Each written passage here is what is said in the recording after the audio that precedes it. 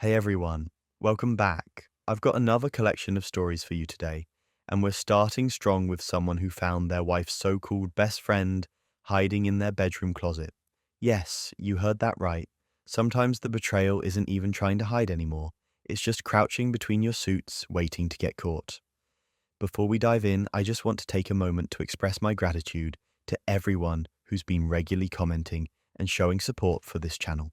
Your engagement truly means a lot to me and keeps me motivated to keep creating. So, our first story starts with a cancelled flight and a guy coming home early to what should have been an empty house. But instead of peace and quiet, he walked into whispers, wine glasses, and a closet that had one too many people inside. I came home early from a business trip because my flight got cancelled. You know how it goes, delayed once, then twice, then they just cancel the whole thing and tell you to try again tomorrow. I wasn't even mad about it, honestly. I figured I'd surprise my wife, maybe we'd order takeout and actually spend an evening together for once. I've been traveling so much lately that it felt like we were ships passing in the night. When I pulled into the driveway around 8 p.m., her car was there. The house was completely dark though, which was weird because she usually keeps at least the living room lights on. I grabbed my bag from the trunk and headed inside, calling out her name as I unlocked the front door. Nothing. No response. The TV wasn't on, no music playing, just silence. I set my bag down in the hallway and called out again. Still nothing. My brain started doing that thing where it jumps to the worst possible scenarios. Maybe she fell and hit her head. Maybe she was sick and couldn't answer. I headed upstairs, taking the steps two at a time, my heart starting to pound a little faster with each second of silence. That's when I heard it. Whispers, coming from our bedroom. Not loud, not clear, just the unmistakable sound of hushed voices trying very hard not to be heard. I slowed down, suddenly very aware of every creak the floorboards made under my feet. The bedroom door was half open, and I could see the faint glow of a phone screen inside. I pushed the door open fully and found my wife sitting on the edge of our bed, clutching her phone to her chest. Her face was completely drained of color, like she'd just seen a ghost. For a second, we just stared at each other. She looked terrified. I looked confused. Then she plastered on this smile that didn't reach her eyes and said she was just on the phone with her sister. Except her sister lives in Portland, and it was almost midnight there, and the whispers I'd heard hadn't sounded one-sided. They'd sounded like a conversation. I opened my mouth to ask her why she looked like she was about to pass out when I heard it. A cough. A very male, very close cough that came from inside our walk-in closet. Everything inside me went cold. I looked at my wife. She looked at the closet. Then she looked back at me and started talking fast, saying something about how it wasn't what I thought, how she could explain, how I just needed to calm down and listen. But I was already moving toward the closet door. She jumped up and tried to block me, her hands on my chest, begging me to just wait, to just hear her out first. I gently moved her aside and opened the closet door, and there he was, Marcus, her best friend since college, the guy she'd insisted was just a friend, the guy I'd been told not to worry about 100 times. He was crouched between my suits, literally hiding like a kid who got caught sneaking cookies before dinner, holding his shoes in his hands like that somehow made this less insane. For a moment, nobody said anything. Marcus just stared up at me with this deer in headlights expression. My wife had started crying behind me. These big gasping sobs that would have been more convincing if I hadn't just found another man hiding in our closet.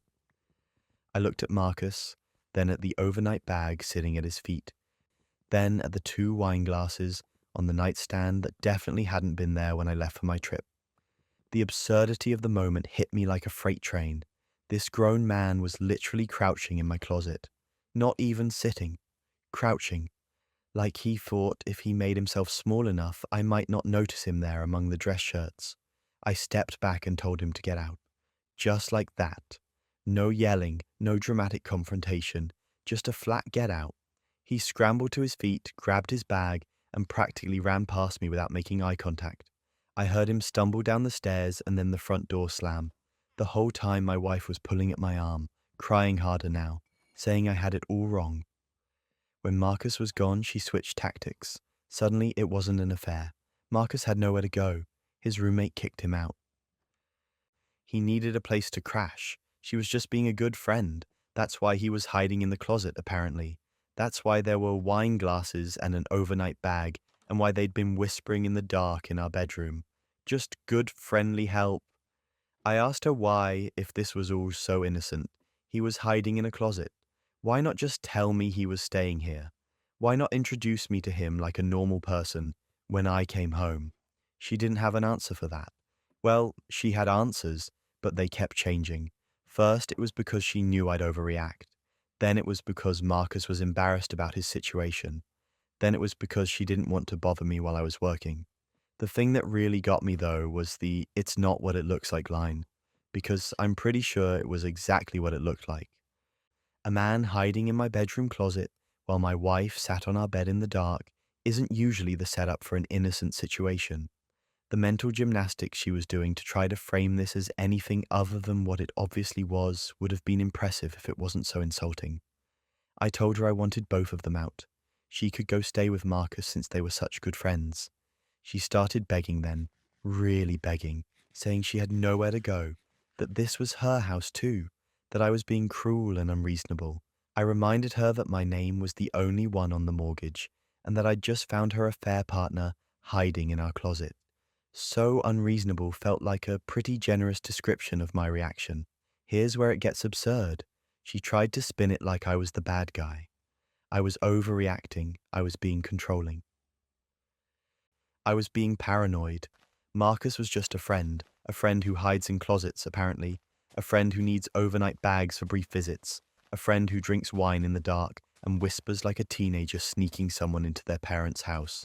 She packed a bag that night, crying the whole time, telling me I'd regret this, that I was throwing away our marriage over nothing, that when I calmed down, I'd see how crazy I was being. Then she left, and the house was finally quiet again. No whispers, no crying, just me standing in my bedroom looking at those two wine glasses and wondering how long this had been going on. If you've made it this far into the chaos, you're as addicted to Reddit drama as I am. Make sure to subscribe and tell me where you're watching from in the comments below. Now, back to this absolute disaster. The next morning, I woke up to 17 missed calls and a string of texts that started apologetic and ended angry. She wanted to come get more of her things. She wanted to talk. She wanted me to understand that I'd ruined everything over a misunderstanding. I didn't respond. What was there to say? "I found you with another man hiding in our closet" isn't really something you can misunderstand. Then her friends started messaging me. Apparently, I was the villain in whatever story she told them. I was controlling. I was jealous. I didn't trust her. Poor Marcus was homeless, and I'd kicked him out into the cold. Never mind that it was June. Never mind that Marcus has a full-time job and could afford a hotel. Never mind that nobody could explain why a homeless friend would be hiding in a closet.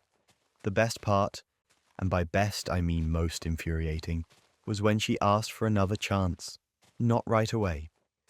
She waited about a week, probably hoping I'd cool off and miss her enough to overlook the whole closet incident.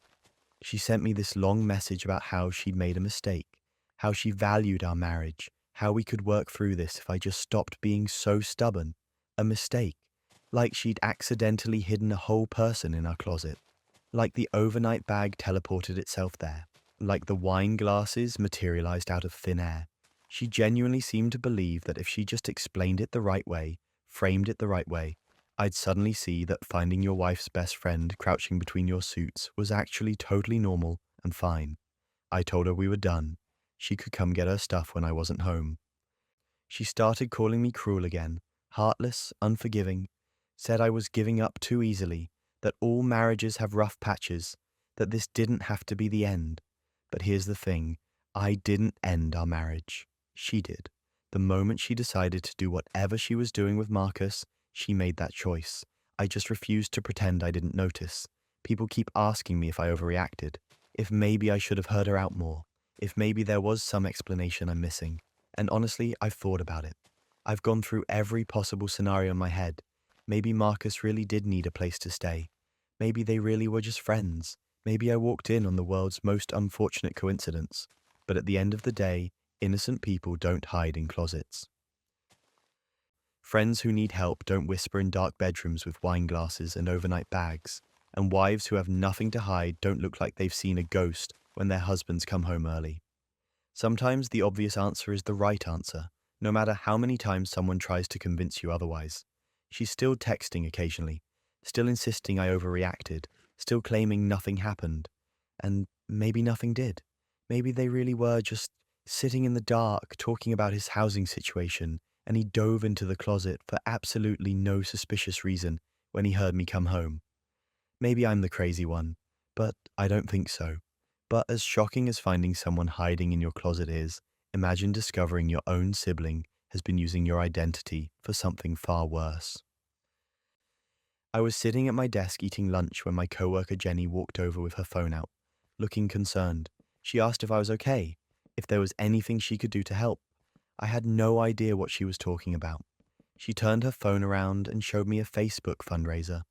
My full name was right there at the top.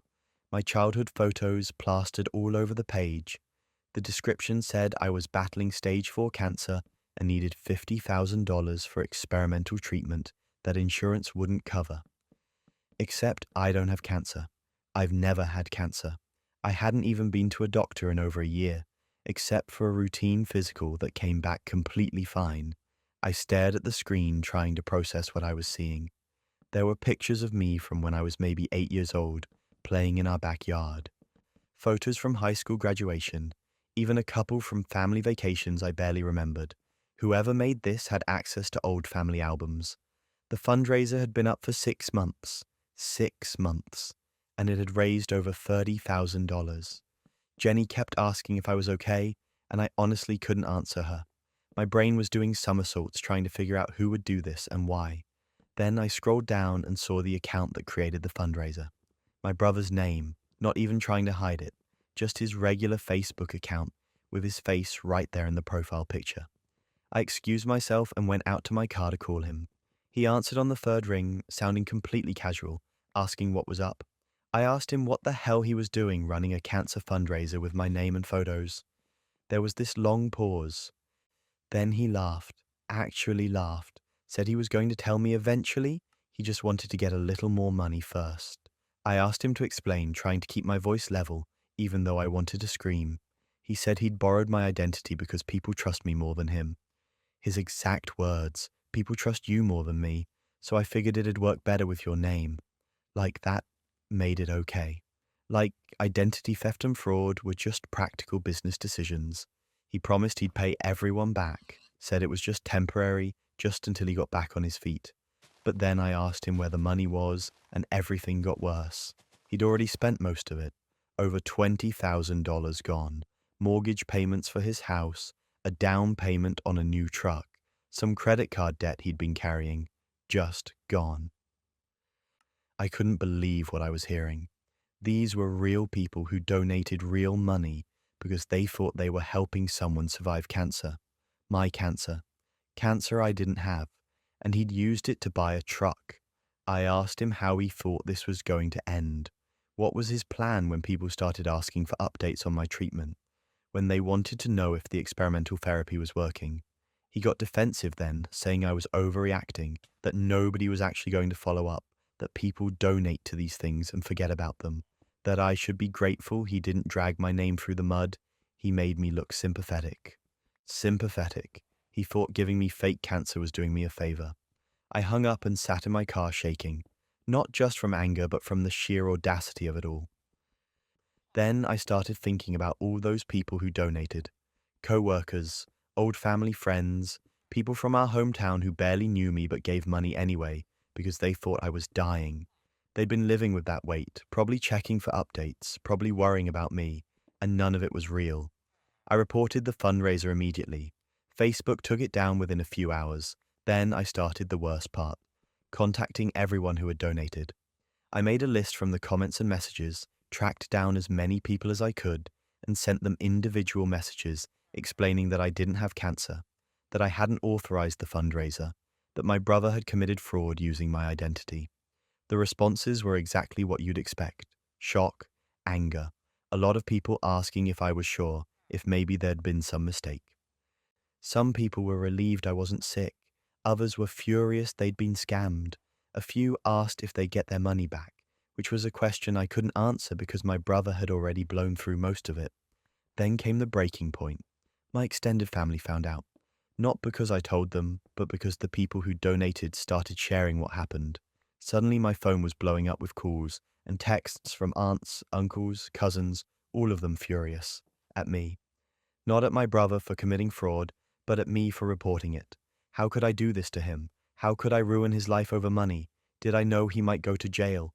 Did I know this could destroy his future? On and on, like I was the villain in this story. My uncle actually said I was being selfish, that family sticks together, that I should have just talked to my brother privately instead of getting authorities involved. I tried explaining that my brother had stolen over $30,000 using my name and face, that people thought I was dying, that this wasn't just some family squabble, it was actual crime. But they didn't want to hear it. My brother had always been the golden child, the one who could do no wrong, and I was disrupting that narrative. My parents called next. They weren't angry exactly, more desperate, begging me to drop the charges, saying that yes, what my brother did was wrong, but family comes first, that he'd made a mistake and he was sorry, and ruining his life over it wouldn't help anyone. My mum was crying, saying I was tearing the family apart, that I was being vindictive. I asked her if she understood what he did. If she got that people donated money thinking they were saving my life, that some of these people probably had their own financial struggles, but gave anyway because they thought I was dying of cancer. She said she understood, but that he was my brother, and blood is thicker than water, and all the other cliches people use when they want you to excuse inexcusable behavior. The police arrested him 2 weeks later. Fraud charges, identity theft, the works. My family stopped speaking to me entirely. No calls, no texts, radio silence. Then I started getting messages from relatives I hadn't heard from in years, people crawling out of the woodwork to tell me I was a terrible person, that I'd destroyed my brother's life, that I should be ashamed of myself. The thing that really got me was how many of them knew he'd been running scams before. Little things, mostly. Borrowing money he never paid back, starting business ventures that mysteriously failed right after people invested. But those were just oopsies, just bad luck, just my brother being a little irresponsible. This was somehow different because I'd actually held him accountable. Some of the people who donated were able to dispute the charges with their banks. Others weren't because too much time had passed. They were just out that money, gone, because they'd tried to help someone they thought was dying and got scammed instead. And my family thought I should just let that slide because we share DNA.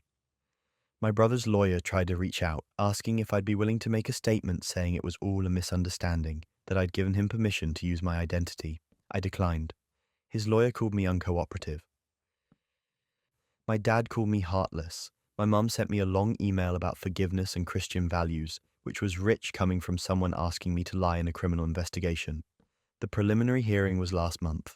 I had to testify about how I'd discovered the fundraiser, how I'd never given permission, how I didn't have cancer and never had. My brother sat there looking devastated, like he was the victim in all this. My parents sat behind him in the gallery, glaring at me the entire time. The worst part was hearing his defense. His lawyer painted him as a desperate father trying to save his home, making a poor choice under financial stress. Never mind that he'd bought a new truck. Never mind that he'd literally faked a terminal illness.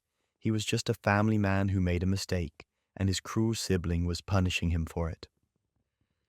I left the courthouse and sat in my car for an hour, just processing everything. This wasn't some stranger who'd stolen my identity. This was my brother, someone I'd grown up with, shared a room with, spent holidays with, and he'd looked at photos of me as a kid and thought, perfect, I can use this to scam people out of money.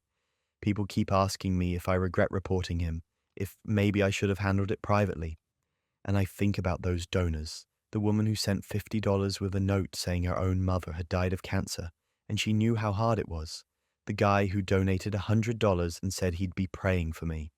The co-worker who organized a bake sale to raise additional funds. Real people with real lives who were lied to and stolen from. So no, I don't regret it. My brother didn't just steal from them. He stole my face, my name, my identity to do it. He made people think I was dying. He let them worry about me, grieve for me, hope for my recovery, all while he was making truck payments. Family comes first, my parents said, But apparently that only applies when it's convenient, when it means protecting the person who committed the crime instead of the person whose identity was stolen, when it means prioritizing the comfort of the guilty over the rights of the victims. The case is still ongoing. My brother's looking at serious time if convicted. My family's still not speaking to me. Every holiday that comes up, I get reminded that I'm not welcome at family gatherings anymore, that I made my choice when I reported him, and now I have to live with it. But those people donated real money thinking they were helping me survive. That matters more than keeping peace with people who think fraud is okay, as long as it's done by someone they love. Speaking of family betrayals that make your blood boil, wait until you hear what this person discovered about their mom's Facebook habits. I've had a stutter since I was a kid. It's not severe, but it's noticeable, especially when I'm nervous or talking in front of groups. Most people are cool about it. They wait for me to finish my sentences, don't make a big deal out of it. I've learned to live with it. It's just part of who I am. I work in marketing for a mid-sized tech company. My manager, Derek, had always seemed fine, professional. We'd have our one-on-ones, he'd give feedback, everything seemed normal. I'd been there about 8 months when things got weird. It was a Tuesday afternoon and I was in our main team Slack channel working through some campaign metrics. I noticed Derek's name had the typing indicator next to it. You know, the little dots that show someone's writing a message. It stayed there for a while, like a full minute. Then it just disappeared. No message ever came through. I didn't think much of it at the time. People start typing and change their minds all the time. Later that day, around 4 p.m., I got a notification that I'd been added to a new channel. The name was something generic like Marketing Misc. I clicked into it thinking it was just another work channel, maybe for random team updates or something. That's when I saw it.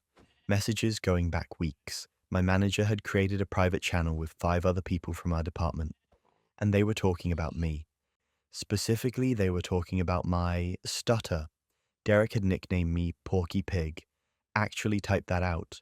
Porky Pig, like the cartoon character who stutters. I scrolled up, my hands shaking, reading through weeks of messages. They'd been making bets on how many times I'd stutter during meetings. Actual bets. Someone would say over under 15 for today's stand-up, and others would chime in with their guesses. After meetings, they'd post the count. They'd share GIF reactions, laughing, crying emojis, the works. One message from Derek said something like, had to mute myself during his presentation because I was dying. Another person responded with, I thought he was going to have a stroke trying to say analytics. The thread went on like that. Just casual cruelty, like they were discussing a TV show and not a real person they worked with every day. There were messages about other stuff too, normal work things, but sprinkled throughout were comments about me. My stutter. How long it took me to get through sentences.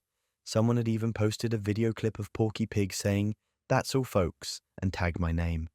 I sat there staring at my screen, trying to process what I was seeing.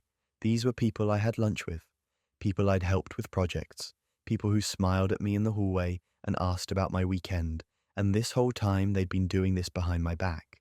The worst part was realizing I'd been accidentally added. Someone had probably meant to add a different person and clicked my name by mistake. I wasn't supposed to see any of this. They'd been doing it for months and I'd had no idea. I took screenshots of everything, every message, every reaction, every disgusting comment. My hands were shaking so bad I could barely hold my phone steady, but I got them all. Then I sat there for a minute trying to decide what to do. Part of me wanted to just leave, just pack up my stuff and never come back. But another part of me was furious. These people had created a whole secret channel dedicated to mocking me. They'd turned my speech impediment into entertainment, and they'd done it knowing I couldn't help it, that it wasn't something I could just turn off. I forwarded every screenshot directly to our HR director and copied the VP of our division. Didn't write a long explanation, didn't editorialize, just sent the screenshots with a short message saying I'd been accidentally added to this channel and thought they should be aware of what was happening.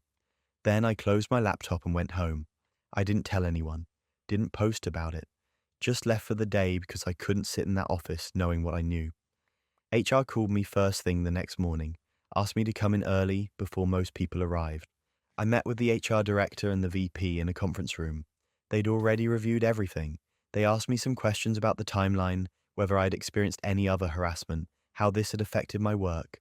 I answered as clearly as I could, which was ironic, given what we were discussing. The VP looked genuinely angry. Not at me, at the situation. She said this was completely unacceptable, and they'd be taking immediate action. She thanked me for bringing it to their attention, and said I could take the rest of the day off if I needed it. I told her I'd rather work, that sitting at home would just make it worse. Within 48 hours, Derek was placed on administrative leave. I found out later they were doing a full investigation, pulling all his messages, interviewing people. 3 of the other people in that channel got written warnings and had to attend mandatory harassment training. The other 2 claimed they'd barely participated and just got verbal warnings. And here's where it gets absurd. The office turned on me. Not everyone, but enough people that it was noticeable. Suddenly, I was the snitch, the person who couldn't take a joke, the one who got Derek fired, even though he wasn't technically fired yet, just on leave pending investigation.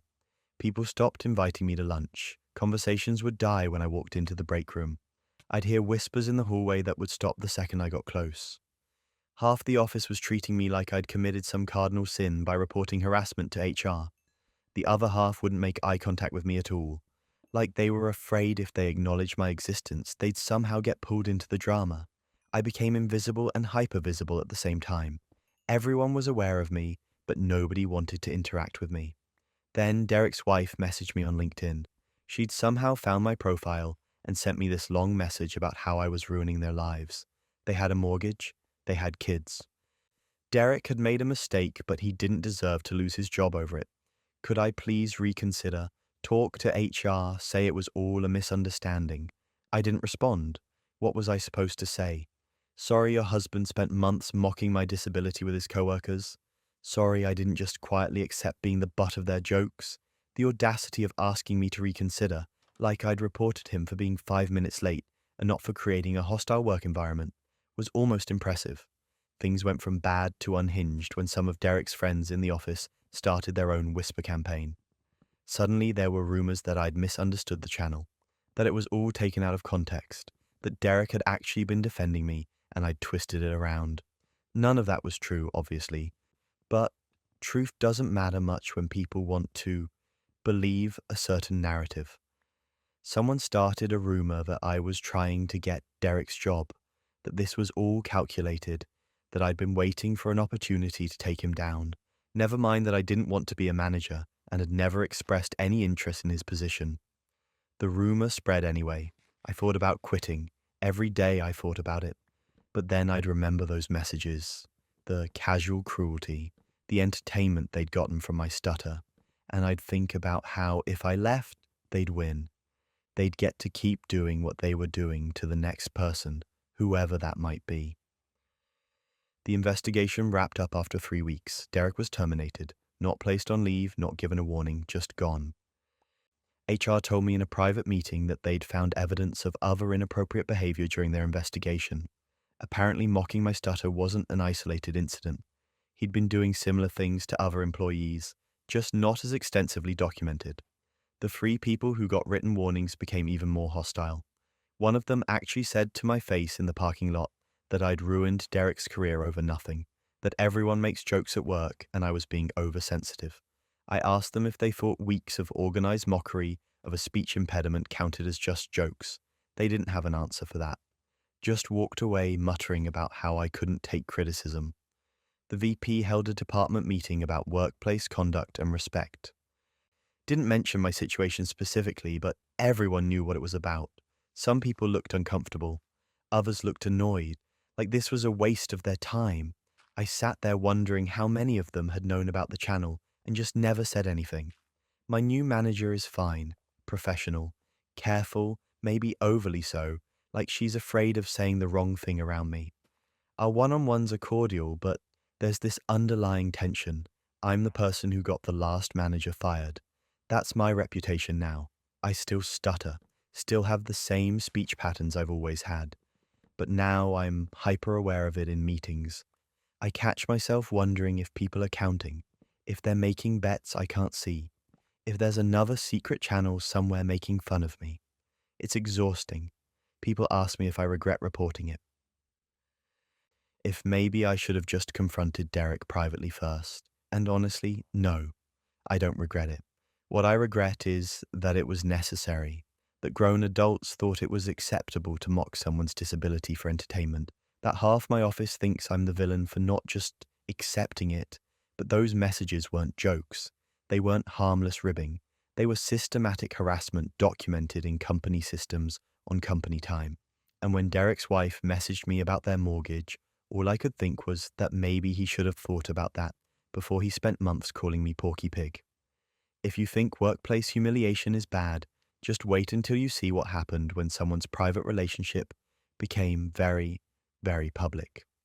I work for a mid-sized consulting firm, about 400 employees across 3 offices. Every Monday morning at 9 a.m. sharp, we have an all-hands Zoom meeting. It's mandatory. CEO talks about quarterly goals, upcoming projects, celebrates wins, that kind of thing. Everyone dreads it, but everyone attends because missing it without a good reason gets noticed.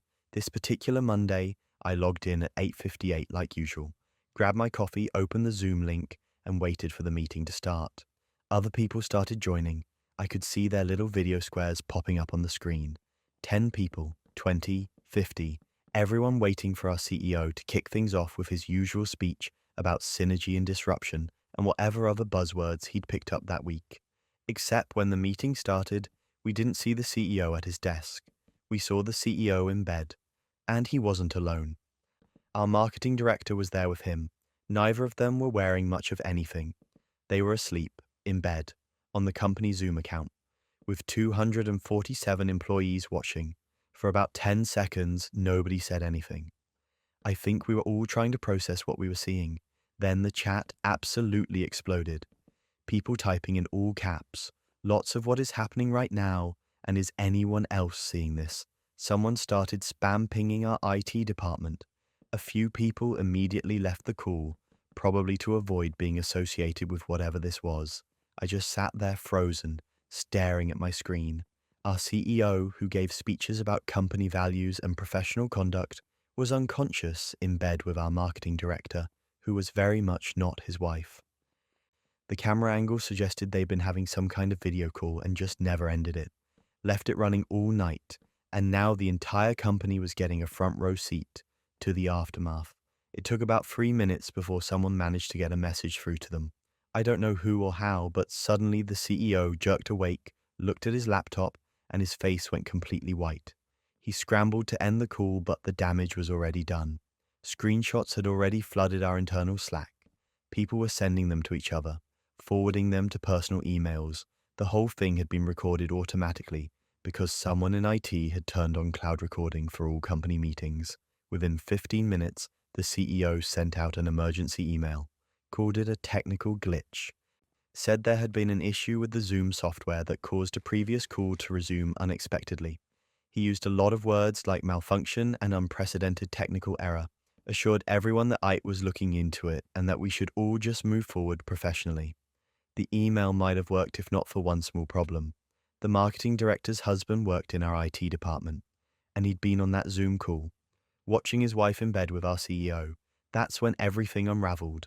The husband didn't make a scene, didn't send a company-wide email, just quietly downloaded the full recording from the cloud, compiled it with timestamps and metadata, and sent it directly to every member of our board of directors. Then he walked out of the office and never came back. The company went into absolute chaos. The Slack channels were unusable because everyone was talking about it. HR sent out a message telling people to stop discussing it and get back to work, which of course made people discuss it more. Someone created a meme using a screenshot, and it spread to 3 different offices before HR caught it and threatened disciplinary action for anyone sharing inappropriate content. The marketing director tried to come into work the next day like nothing had happened. She sat up at her desk, opened her laptop, and attempted to join our morning stand-up. Nobody knew what to do. Do we pretend we didn't see anything? Do we acknowledge it? She acted completely normal, talking about campaign metrics and quarterly targets while everyone else sat there in awkward silence. The CEO didn't come in at all. Sent an email saying he was working from home due to a family emergency. which was technically true because his wife had apparently found out about the Zoom incident within hours. Multiple people from the office had sent her the screenshots, some out of concern, others, I suspect, because they just wanted to see what would happen. The board called an emergency meeting that Thursday. Both the CEO and the marketing director were placed on immediate administrative leave. The official statement said they were investigating a breach of company policy and professional conduct. Everyone knew what that meant. By the following Monday, they were both gone, terminated. Just like that. But that wasn't even the worst part. The CEO's wife filed for divorce and named the company in a lawsuit. Something about creating a hostile work environment that enabled the affair, negligent supervision. I don't know all the legal details. What I do know is that our legal department went into overdrive, and suddenly we were all getting reminders about proper workplace conduct and relationship disclosure policies. The marketing director's husband filed for divorce too, and he'd apparently been documenting issues with company IT security for months, so he handed all of that over to the board as well. Suddenly, the affair wasn't just a personal scandal, it was a potential liability issue. The whole thing spiraled into this massive corporate disaster. The new interim CEO held a town hall meeting to address the situation. He didn't mention the CEO or marketing director by name, just talked about upholding company values and learning from mistakes. Then he announced mandatory cybersecurity training for everyone. The official topic was data security and proper technology use, but the example they kept using was about ending Zoom calls properly, making sure you've actually disconnected, checking that you're not still broadcasting. It was the most passive-aggressive training I've ever sat through. The HR department created an entirely new policy about romantic relationships between employees at different levels, required disclosure, potential reassignment, the whole thing. They sent it out in this very serious email with multiple attachments and forms. Everyone knew exactly why we were getting it, and nobody wanted to be the first person to actually have to use it. The worst part was the productivity hit. For weeks, nobody could focus. Every meeting had this weird energy where people were hyper-aware of their cameras. Everyone became obsessed with double-checking that they'd left calls. I probably clicked the leave meeting button 3 times per call just to make sure I was actually gone. Someone in accounting started a rumor that the CEO and marketing director had been having the affair for over a year, that they'd been using company resources for their meetups, expensing hotels as client dinners, using company travel for personal trips. I don't know if any of that was true, but it spread like wildfire because at that point, people were ready to believe anything. The marketing director's soon-to-be ex-husband became a weird folk hero in the office. People respected how he'd handled it. No drama, no public confrontation, just quietly gathered evidence and sent it to the people who could actually do something about it. Then walked away. Someone heard he got a better job at a competitor with a significant pay increase. Good for him, honestly. The CEO's wife apparently got a very favorable divorce settlement. The lawsuit against the company was settled out of court with an undisclosed amount. We all got an email about it from legal, saying the matter was resolved and we were not to discuss the details with anyone outside the company, which obviously meant everyone discussed it constantly. 3 months later, we hired a new permanent CEO. Her first order of business was updating literally every company policy. Expense reports got stricter. Zoom policies got documented in painful detail. There was an entire section in the employee handbook now about appropriate use of company video conferencing tools, all because 2 people forgot to end a call. I still think about that Monday morning sometimes, the surreal experience of logging into a routine meeting and seeing something you absolutely cannot unsee. The chaos that followed, how quickly everything fell apart for them, and every single time I'm on a Zoom call now, I compulsively check that I've actually left. Sometimes twice, because if there's one thing that incident taught me, it's that technology doesn't forget, and it definitely doesn't keep your secrets. Technology has a way of exposing secrets in the most brutal ways possible, and this next person learned that lesson the hard way. I'd been dating my girlfriend for 2 years. She started streaming on Twitch about 8 months into our relationship. Just casual gaming stuff at first, nothing serious. But over time, she built up a decent following, around 3,000 regular viewers. She'd stream most evenings, a few hours at a time, playing whatever game was trending. I was supportive, helped her set up her equipment, bought her a better microphone for her birthday, that kind of thing. She had a routine: stream from 7 to 10 p.m., sign off, then we'd watch something together or just hang out. I worked late sometimes, so I wasn't always home for the start of her streams, but I'd usually catch the end. This particular day, I was at work covering a double shift. My mum had passed away the week before, and I'd been taking time off for the funeral arrangements. Work was piling up, so I'd volunteered to stay late to catch up. Around 8:30, my phone started buzzing, text after text. I ignored it at first because I was in the middle of something, but it kept going. Finally, I checked during a break and had over 30 messages from different people.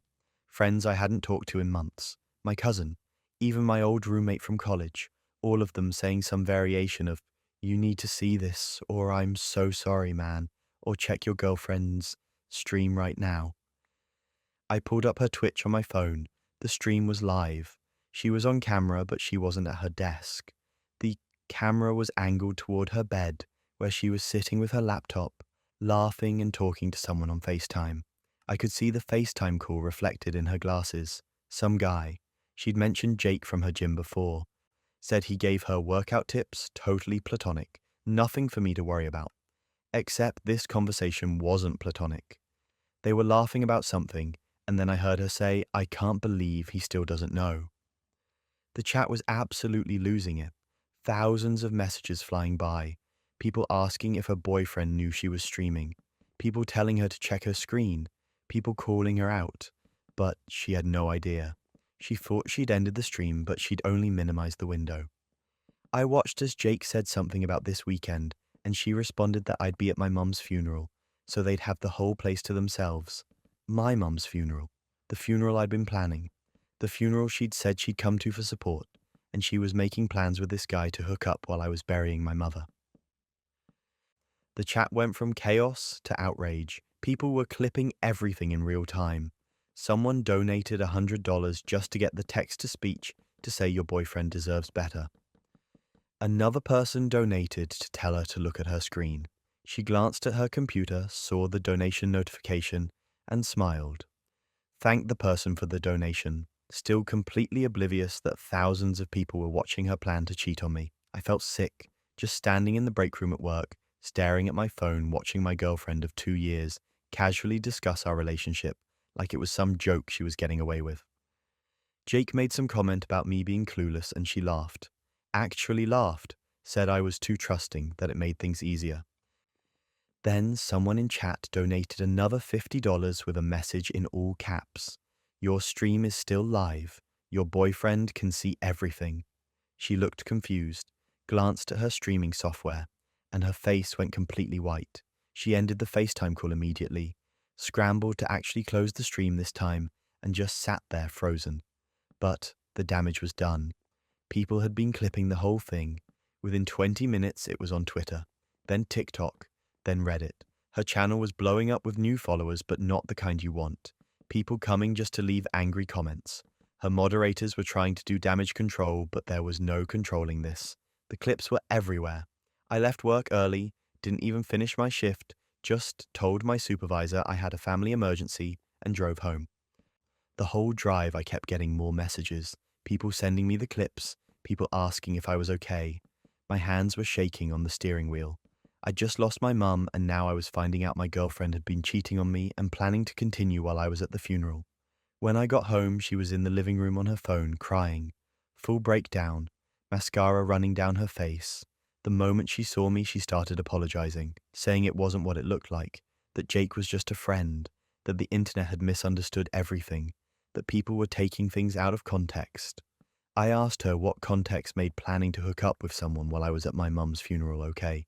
She switched tactics immediately, started crying harder, said the internet had ruined her life, that people were sending her death threats, that her subscriber count was tanking, that sponsors were pulling out. She actually said I should feel bad for her because she was the real victim in all this. The audacity was almost impressive. She cheated on me, planned to continue cheating during my mother's funeral, got caught because she forgot to turn off her stream, and somehow I was supposed to comfort her because the internet had found out about it. I went to the bedroom and started packing my stuff. We didn't live together officially, but I had enough things there that it took 2 trips to my car.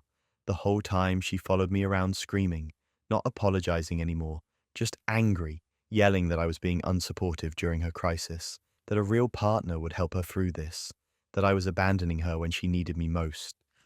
I asked her if she'd planned to support me at my mum's funeral, or if she'd already committed that time to Jake. She didn't have an answer for that, just more crying, more accusations that I was being cruel, that I was using her mistake to be vindictive.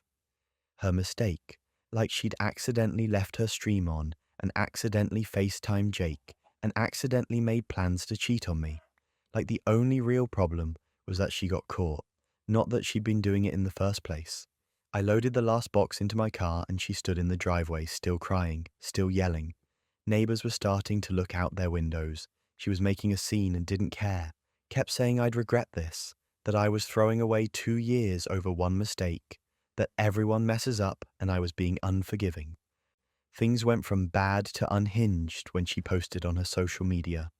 Her version of events painted me as the villain, said I'd broken up with her during the worst moment of her life, that she'd made one error in judgment and I'd abandoned her, didn't mention the cheating, didn't mention Jake, didn't mention planning to hook up during my mum's funeral, just made it sound like she'd had a bad day and I'd kicked her while she was down. Her followers who hadn't seen the clips believed her at first, started sending me messages calling me heartless, telling me I was trash for leaving her when she was struggling. But then people started posting the clips in response, the full context, her laughing about me being clueless, her making plans for the funeral weekend, all of it. Her Twitter became a war zone, people arguing in the comments. Her trying to delete the clips, but they were already saved and re-uploaded everywhere. She tried to claim they were edited, taken out of context, deep-faked somehow. But there were too many witnesses. 3,000 people had watched it live. The VOD was saved, the clips were time-stamped and verified. She texted me for weeks afterward, sometimes apologizing, sometimes angry, always wanting something, wanting me to make a statement defending her, wanting me to tell people to stop harassing her, wanting me to take her back so she could rehab her image. I blocked her number after the first few days. The funeral happened, I went alone. Some friends came to support me, but she obviously wasn't there. I found out later she'd actually tried to show up, but my family had been warned and didn't let her in. My cousin physically blocked the door and told her to leave. I'm grateful I didn't have to deal with that on top of everything else. Her streaming career never recovered. She tried to rebrand, made a new account, but people found her every time. The clips followed her. Every new platform she tried, someone would post what happened. Eventually she just quit, deleted everything and disappeared from social media entirely. People still send me the clips sometimes, usually with messages of support or asking if I'm doing okay. It's been almost a year and they're still circulating. I've moved on, started dating someone new who actually respects me. But every now and then I think about that moment. Watching my girlfriend plan to cheat on me during my mother's funeral, broadcast to thousands of people, completely unaware she was destroying her own life in real time. She wanted to be internet famous. She got her wish, just not the way she'd imagined. At least that exposure was accidental. This next person's fiancé's mother deliberately reached out with information that shattered everything. 3 weeks before my wedding, I got a call from a number I didn't recognize. Usually I don't answer those, but I was expecting callbacks from vendors and caterers, so I picked up. A woman's voice on the other end asked if I was engaged to her son. She said his full name, my fiancé's name. I was confused because my fiancé had told me both his parents died when he was a teenager. Car accident. He'd been raised by his aunt after that. It was this whole tragic backstory that made me feel terrible for him. And now someone claiming to be his mother was on the phone, very much alive, asking about our engagement. She said her name and asked if we could meet for coffee, said there were things I needed to know before I married her son. I thought it was some kind of scam at first, maybe someone who'd seen our engagement announcement online trying to pull something, but something in her voice made me agree to meet her. We met at a coffee shop the next day. She brought a folder, an actual physical folder full of documents and photos. She sat down across from me, ordered a tea she didn't drink, and slid the folder across the table. The first thing she showed me was a wedding photo, my fiancé in a tuxedo standing next to a woman in a white dress. They were cutting a cake, smiling. The date on the photo was from 2 years ago, 6 months before I'd even met him. She told me her son was still married, that the woman in the photo was his wife, that they'd never divorced, that he was living some kind of double life, and she couldn't let him do this to another person without at least trying to warn me. I didn't want to believe her, couldn't believe her. I told her the photo could be from anything, could be photoshopped, could be fake. She nodded like she'd expected that response and pulled out her phone. Started showing me screenshots of text messages between her and my fiancé from the past month. Messages where he mentioned his wife by name, complained about arguments they'd had, talked about their anniversary coming up. Then she showed me a video, recent from last month according to the timestamp. My fiancé at what looked like a birthday party, his arm around the same woman from the wedding photo. Someone off camera said something about how cute they were as a couple. He kissed her on the cheek. The whole thing was maybe 15 seconds long, but it shattered everything. I sat there staring at her phone, watching this video loop, trying to make sense of what I was seeing. She said she'd found out about me through social media. Someone had tagged my fiancé in a post about our engagement, and it showed up in her feed. She'd been horrified, tried to talk to him about it, but he'd cut off contact with her, blocked her number, told her to stay out of his life.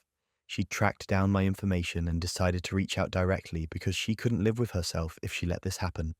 Said her son had issues, that he'd been lying and manipulating people for years, that she'd tried to get him help, but he refused to acknowledge there was anything wrong. I asked her why. Why would he do this? Why create an elaborate fake life? Why pretend to be an orphan? Why plan a whole wedding with me while having a wife at home? She said she'd asked herself the same questions for years and never gotten good answers. Some people just lie because they can, because it's easier than dealing with reality. I left that coffee shop in a daze, drove home on autopilot, sat in my car in the driveway for 20 minutes trying to figure out what to do. Part of me still didn't want to believe it, wanted to think his mum was lying, was delusional, that there was some explanation that would make all of this make sense. When my fiancé got home from work, I confronted him, showed him the photos his mother had given me, told him I'd met with her, asked him to explain. He didn't even hesitate, immediately said his mother was mentally ill, that she'd been diagnosed with delusional disorder, that she'd been stalking him for years, making up stories, harassing his friends, said the photos were old from a relationship that ended badly, and his mother had kept them to use against him, said the video was edited, that nothing she told me was true. It was convincing. He was calm, seemed genuinely hurt that I'd believe his crazy mother over him. For a second, I almost bought it. Then I asked him about specific details from the text message screenshots. Things his mum couldn't have just made up. He stumbled, changed his story slightly, said those messages were taken out of context. I asked to see his phone. He said no, said I was being paranoid, that asking to see his phone meant I didn't trust him, that if I didn't trust him, we shouldn't be getting married anyway. Tried to turn it around on me like I was the one being unreasonable. That's when I knew his mother was telling the truth, because innocent people don't refuse to show their phones when their fiancé has just been presented with evidence of a secret wife. Innocent people don't immediately launch into accusations about trust and paranoia. They show the phone, they prove the accusations wrong, they don't deflect. I told him the wedding was off, that I wanted my ring back. He laughed, actually laughed, said if I was going to believe his delusional mother over him, then fine. But I wasn't getting the ring back. Said he'd paid for it, it was his property, and he was keeping it as compensation for the emotional damage I was causing by calling off the wedding. The ring had cost $8,000. I'd seen the receipt, and he was just going to keep it because I'd discovered he was lying about having a whole secret wife. I moved out that week, stayed with a friend while I figured out my next steps, called all the vendors to cancel the wedding, lost deposits on almost everything, the venue, the caterer, the florist, the photographer, thousands of dollars just gone because I'd been engaged to someone who was already married. Then came the breaking point. His actual wife reached out to me on Facebook. She'd found out about me through his mother, who'd apparently contacted her as well. She apologized for not reaching out sooner, said she'd had no idea he was seeing other people, that she was filing for divorce. We met for coffee, me and this woman who was legally married to my ex-fiancé. Compared notes, realized he'd been telling both of us completely different stories about his life. Different jobs, different schedules, different friend groups. He'd basically been living as two separate people. She told me I probably wasn't the first, that over the past year she'd discovered he'd had at least two other relationships she knew about. Women he'd met online, dated for a few months, then ghosted when they started asking too many questions. She'd found emails and dating app messages after becoming suspicious about his behavior. I asked her how he managed it, how someone maintains a double life like that without getting caught. She said he traveled a lot for work, or claimed to, would be gone for days at a time. She'd thought he was on business trips. Now she realized he was probably with me, or with whoever else he was seeing. The really messed up part was his attention to detail. He'd created entire fake social media accounts to support his fake orphan story, posted old photos with people claiming they were his aunt and uncle who raised him, built this whole elaborate background that would hold up to casual scrutiny.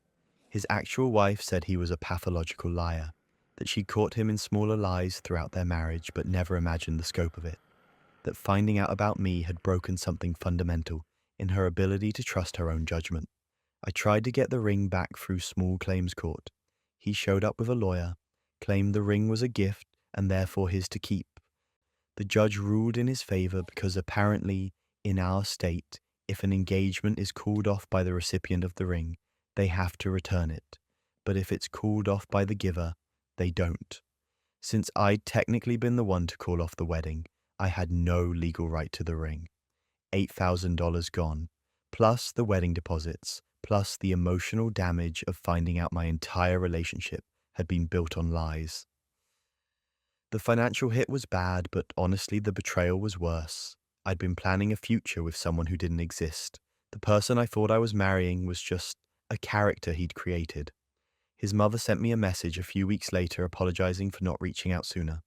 Said she suspected something was wrong but hadn't known about me specifically until she saw the engagement post. Said she hoped I was doing okay and that she understood if I never wanted to hear from her again. I actually stayed in touch with her, and with his wife, weirdly enough. We formed this bizarre support group of women who'd been lied to by the same man, compared stories, warned each other when he tried to reach out. His wife said there were probably others we didn't know about, that his pattern was to juggle multiple relationships until one of them got too serious or started asking too many questions, then he'd bail. I still think about those 3 weeks before the wedding sometimes, how close I came to actually marrying someone who was already married, how my whole life would have imploded in an even worse way if his mother hadn't called, how many red flags I'd probably missed or explained away because I wanted to believe his story. Discovering someone's entire life is a lie is devastating, but sometimes the smallest details reveal the biggest betrayals. I was at my boyfriend's place on a random Tuesday evening. He'd gone to take a shower and left his laptop open on the coffee table. Spotify was playing in the background, some playlist I didn't recognize. I wasn't snooping, not intentionally anyway, but the playlist name caught my eye. For E with a heart emoji. My name is Claire. Doesn't start with E. Doesn't even have an E in it. I clicked on the playlist, 37 songs, all of them about secret love, longing, missing someone, waiting for the right moment. Specific songs about hiding feelings and wishing things were different. The kind of playlist you make for someone when you're deeply invested in them, and it had been updated that morning. Fresh songs added just hours ago. My stomach dropped. I told myself maybe E stood for something else. Maybe it was a workout playlist, and E meant energy or something equally stupid that I was trying to convince myself could be true. But then I started scrolling through his Spotify profile, his followers, his following, his public playlists. That's when I saw it. He was following an account under the name Emma. Her profile picture was the two of them together at what looked like a concert. Arms around each other, big smiles, the kind of photo you take with someone you're close to. I recognized the venue in the background. It was the same artist I'd wanted to see for my birthday last year. The concert I'd asked him to go to with me. He'd said he couldn't get time off work, that it was a really busy week and his boss wouldn't let him leave early. I'd been disappointed but understanding, went with a friend instead, and apparently he'd been at that exact concert with Emma. I checked the date on the photo metadata. My birthday. He'd been at the concert I wanted to attend with him, on my actual birthday, with someone named Emma, while I thought he was working late. I sat there staring at his laptop screen, feeling like the floor had dropped out from under me. The shower was still running. I had maybe 5 more minutes before he came back. I opened his listening history, months of data, and there it was. One specific song played over and over and over, sometimes 5 times in a row, sometimes late at night, sometimes first thing in the morning. A song about being with the wrong person and wanting to be with someone else. Their song. It had to be. You don't listen to the same song that many times unless it means something, unless it reminds you of someone specific. And given the playlist titled For E and the profile following Emma and the concert photo from my birthday, I could do the math. He came out of the bathroom in a towel, saw me looking at his laptop, and his face went pale. Not guilty exactly, more like caught. He asked what I was doing, and I just turned the screen toward him.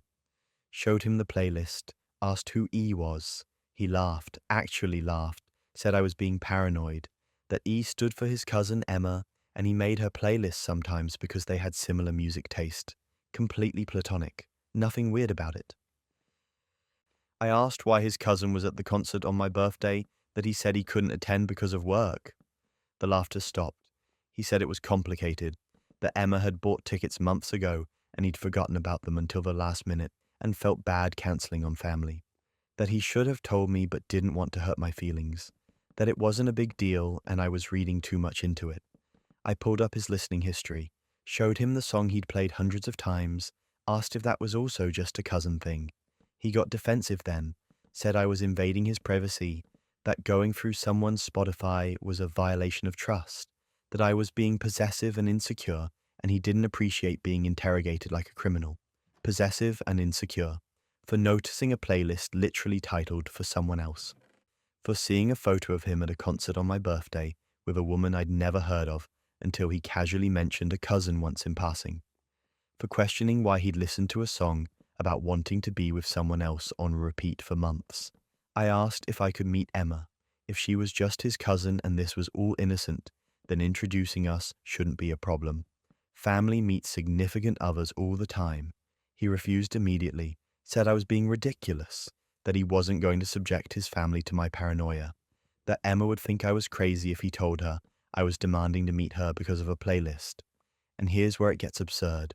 He tried to turn it into a lecture about boundaries, about how healthy relationships require trust and space, and I was suffocating him with my insecurity. That checking his Spotify was the same as reading his texts or going through his phone, that I needed to work on my jealousy issues before I ruined what we had. What we had. Like we had anything real when he was making playlists for someone else and lying about working on my birthday so he could go to concerts with her. I asked him one more time, is Emma just your cousin? Yes or no? He said yes, but his voice wavered, said I was being crazy and he wasn't going to keep defending himself against baseless accusations, that if I couldn't trust him, then maybe we shouldn't be together. So I agreed, told him he was right. If I couldn't trust him, we shouldn't be together. And I couldn't trust him. Started gathering my things while he stood there in his towel looking shocked, like he'd expected me to back down. To apologize for being suspicious, to accept his explanation and drop it. He switched tactics fast, started saying he didn't mean it like that we should talk about this, that I was overreacting and we could work through it if I just calmed down. But I was calm, probably the calmest I'd been in months, just collecting my stuff and heading for the door. He followed me out to my car, still trying to explain, still insisting Emma was his cousin, still claiming the playlist was innocent and I was manufacturing drama. I asked him why, if it was so innocent the playlist was private, and I'd never heard him mention Emma before, except once in passing. He didn't have an answer for that. I drove home and blocked his number. He tried to call 47 times that night, left voicemails ranging from apologetic to angry to desperate. Sent emails, texts from different numbers, messages on social media, all of them some variation of "we need to talk" or "you're making a huge mistake" or "I can explain everything." But he'd had the chance to explain. Multiple chances, and every explanation was a lie or a deflection or an accusation that I was the problem for noticing. 2 weeks later, a mutual friend told me she'd seen him post photos on Instagram with Emma. Not tagged, not public, but visible to close friends. Them at dinner, them at another concert, them at what looked like a weekend trip somewhere. The captions were vague but affectionate, the kind of posts you make when you're with someone but not quite ready to announce it publicly. I messaged the friend back asking when the photos were from. She checked the metadata. Some of them were from months ago, some from weeks ago, some from during our relationship. He'd been seeing Emma the whole time. The playlist wasn't new. The feelings weren't sudden. This had been going on for who knows how long, and I'd just never noticed until Spotify betrayed him. He tried to reach out one more time about a month later. Long message about how he'd made mistakes, but he loved me and wanted to try again. That Emma was a phase and I was the one he really wanted to be with. That we could start over if I was willing to forgive him. I didn't respond. What was there to say? He'd lied for months, made playlists for someone else, listened to songs about being with the wrong person while dating me, missed my birthday to be with her, and only admitted any of it when he got caught. That's not a mistake. That's a choice. Multiple choices over an extended period of time. People ask me how I found out, and when I told them about the Spotify playlist, they thought I was joking. Like, that's not a real way relationships end. But it is. Because people leave digital trails everywhere now. Playlists and location tags and listening history and metadata on photos. All these little pieces of evidence that add up to a story someone doesn't want you to know. I deleted Spotify for a while after that. Couldn't listen to music without wondering if every song meant something I wasn't aware of. Eventually, I started using it again, but I never make playlists anymore. Just seems too risky, too permanent, too easy to forget they're there until someone finds them and your whole life falls apart. Music might have exposed that relationship, but this next story involves a piece of jewelry that should have stayed in the family. My grandmother gave me her engagement ring 2 weeks before she passed away. She called me to her bedside at the hospice and pressed this small velvet box into my hands. The ring had been in our family for 3 generations. Her grandmother had worn it, then her mother, then her. She made me promise I'd use it when I found the right person. Not if, when. She was certain I'd find them. I cried and promised her I would. Told her I'd keep it safe until that day came. She smiled and squeezed my hand and said she knew I would. She died 3 days later. I kept the ring in a small jewelry box in my bedroom. Didn't wear it, didn't show it to many people. It was too precious, too meaningful. But I did show it to my ex-boyfriend about a year into our relationship.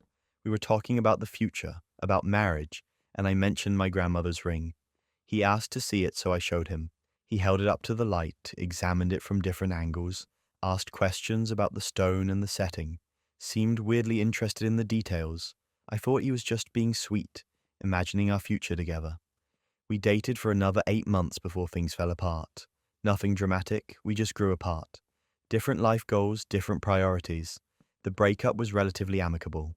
He returned my spare apartment key when he came to pick up his stuff, or at least he said he did. Handed me a key, and I put it in my drawer without really checking it. 6 months after the breakup, I was scrolling through Instagram when I saw it. His new girlfriend had posted engagement photos. The typical setup.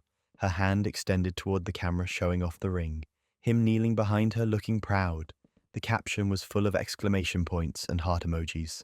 But the ring stopped my heart. I'd know that ring anywhere. The specific cut of the diamond, the Art Deco setting, the small chips on the band that my grandmother had refused to fix because they were part of its history. That was my grandmother's ring on his new girlfriend's finger, in an engagement photo. I sat there staring at my phone trying to make sense of what I was seeing. Thought maybe I was wrong. Maybe it was just a similar ring. So I zoomed in on the photo. The chips were in the exact same spots. The setting was identical. It was definitely my grandmother's ring. I ran to my bedroom and pulled out my jewelry box. Opened it with shaking hands. The small velvet box that held the ring was still there, but when I opened it, it was empty. Just the indent in the satin where the ring should have been. It was gone. My mind raced through possibilities. Had I moved it? Hidden it somewhere else and forgotten? I tore apart my apartment looking for it. Checked every drawer, every box, every possible place I might have put it for safekeeping. Nothing. The ring was gone, and the only other person who'd known exactly where I kept it was my ex. I called him immediately. He didn't answer. I called again and again, Finally sent a text asking him to call me urgently. He responded an hour later asking what I wanted. I asked him about the ring, asked him how he had my grandmother's ring, how it ended up on his new girlfriend's finger. He called me then, sounded annoyed, said I'd given him the ring, that during our relationship I told him he could have it, that it was a gift and therefore legally his property now. I told him that was insane, that I'd never given it to him, that he'd stolen it from my apartment. He laughed and said I was being dramatic, that I clearly didn't remember our conversations properly, that he'd proposed to his girlfriend with his ring and I needed to stop harassing him about it. I asked him how he got into my apartment. There was a pause. Then he said he still had a key. Not the spare key I'd given him during our relationship, a copy he'd made before returning the original. He'd let himself in a few months ago when he knew I'd be at work, gone through my jewelry box and taken the ring. Just said it casually, like breaking into someone's home and stealing from them was a perfectly normal thing to do. I told him I was calling the police. He said, go ahead, that I had no proof the ring was ever mine, that it'd be my word against his. Then he hung up. I filed a police report that afternoon, brought photos of my grandmother wearing the ring, brought the empty jewelry box, told them about the spare key, about the Instagram post, about his admission that he'd made a copy and entered my apartment without permission. The officer took my statement and said they'd investigate, but warned me that proving ownership of jewelry could be difficult. Then I did something I probably shouldn't have done.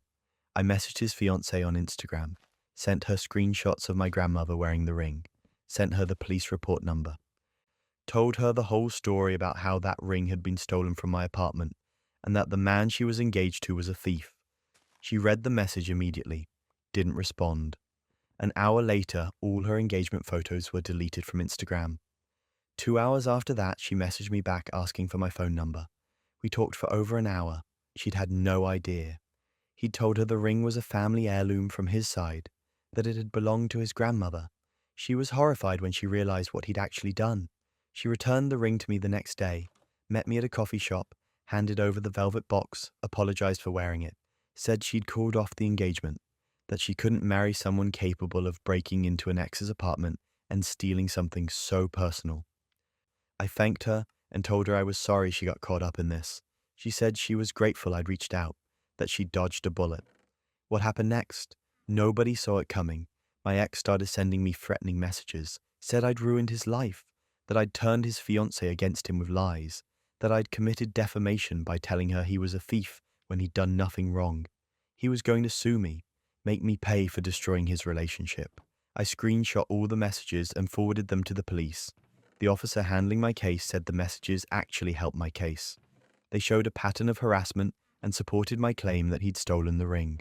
They brought him in for questioning. He denied everything at first, but then they showed him his own messages where he'd admitted to making a copy of my key and entering my apartment. Turns out admitting to a crime in writing isn't great for your defense. He was charged with burglary and theft. His lawyer tried to argue that he'd had implied permission to enter my apartment because we'd previously been in a relationship. The prosecutor shut that down pretty quickly. Having a key doesn't give you permission to enter whenever you want, especially after a relationship ends. And taking someone's property without permission is theft regardless of your relationship status. The case is still working through the system. He's facing potential jail time, though his lawyer is trying to negotiate a plea deal. In the meantime, he's been sending me messages through mutual friends saying I'm ruining his life over a piece of jewelry, that I'm being vindictive and cruel, that if I'd just let him keep the ring, none of this would have happened. The lack of self-awareness is genuinely staggering. He broke into my home, stole something irreplaceable, lied to his fiancée about where it came from, and somehow I'm the villain for wanting my grandmother's ring back. His ex-fiancée and I actually became friends through all this. She said she'd noticed other red flags during their relationship, but had dismissed them. Things going missing from her apartment, him having explanations that didn't quite add up. She'd convinced herself she was being paranoid, that he wouldn't lie to her.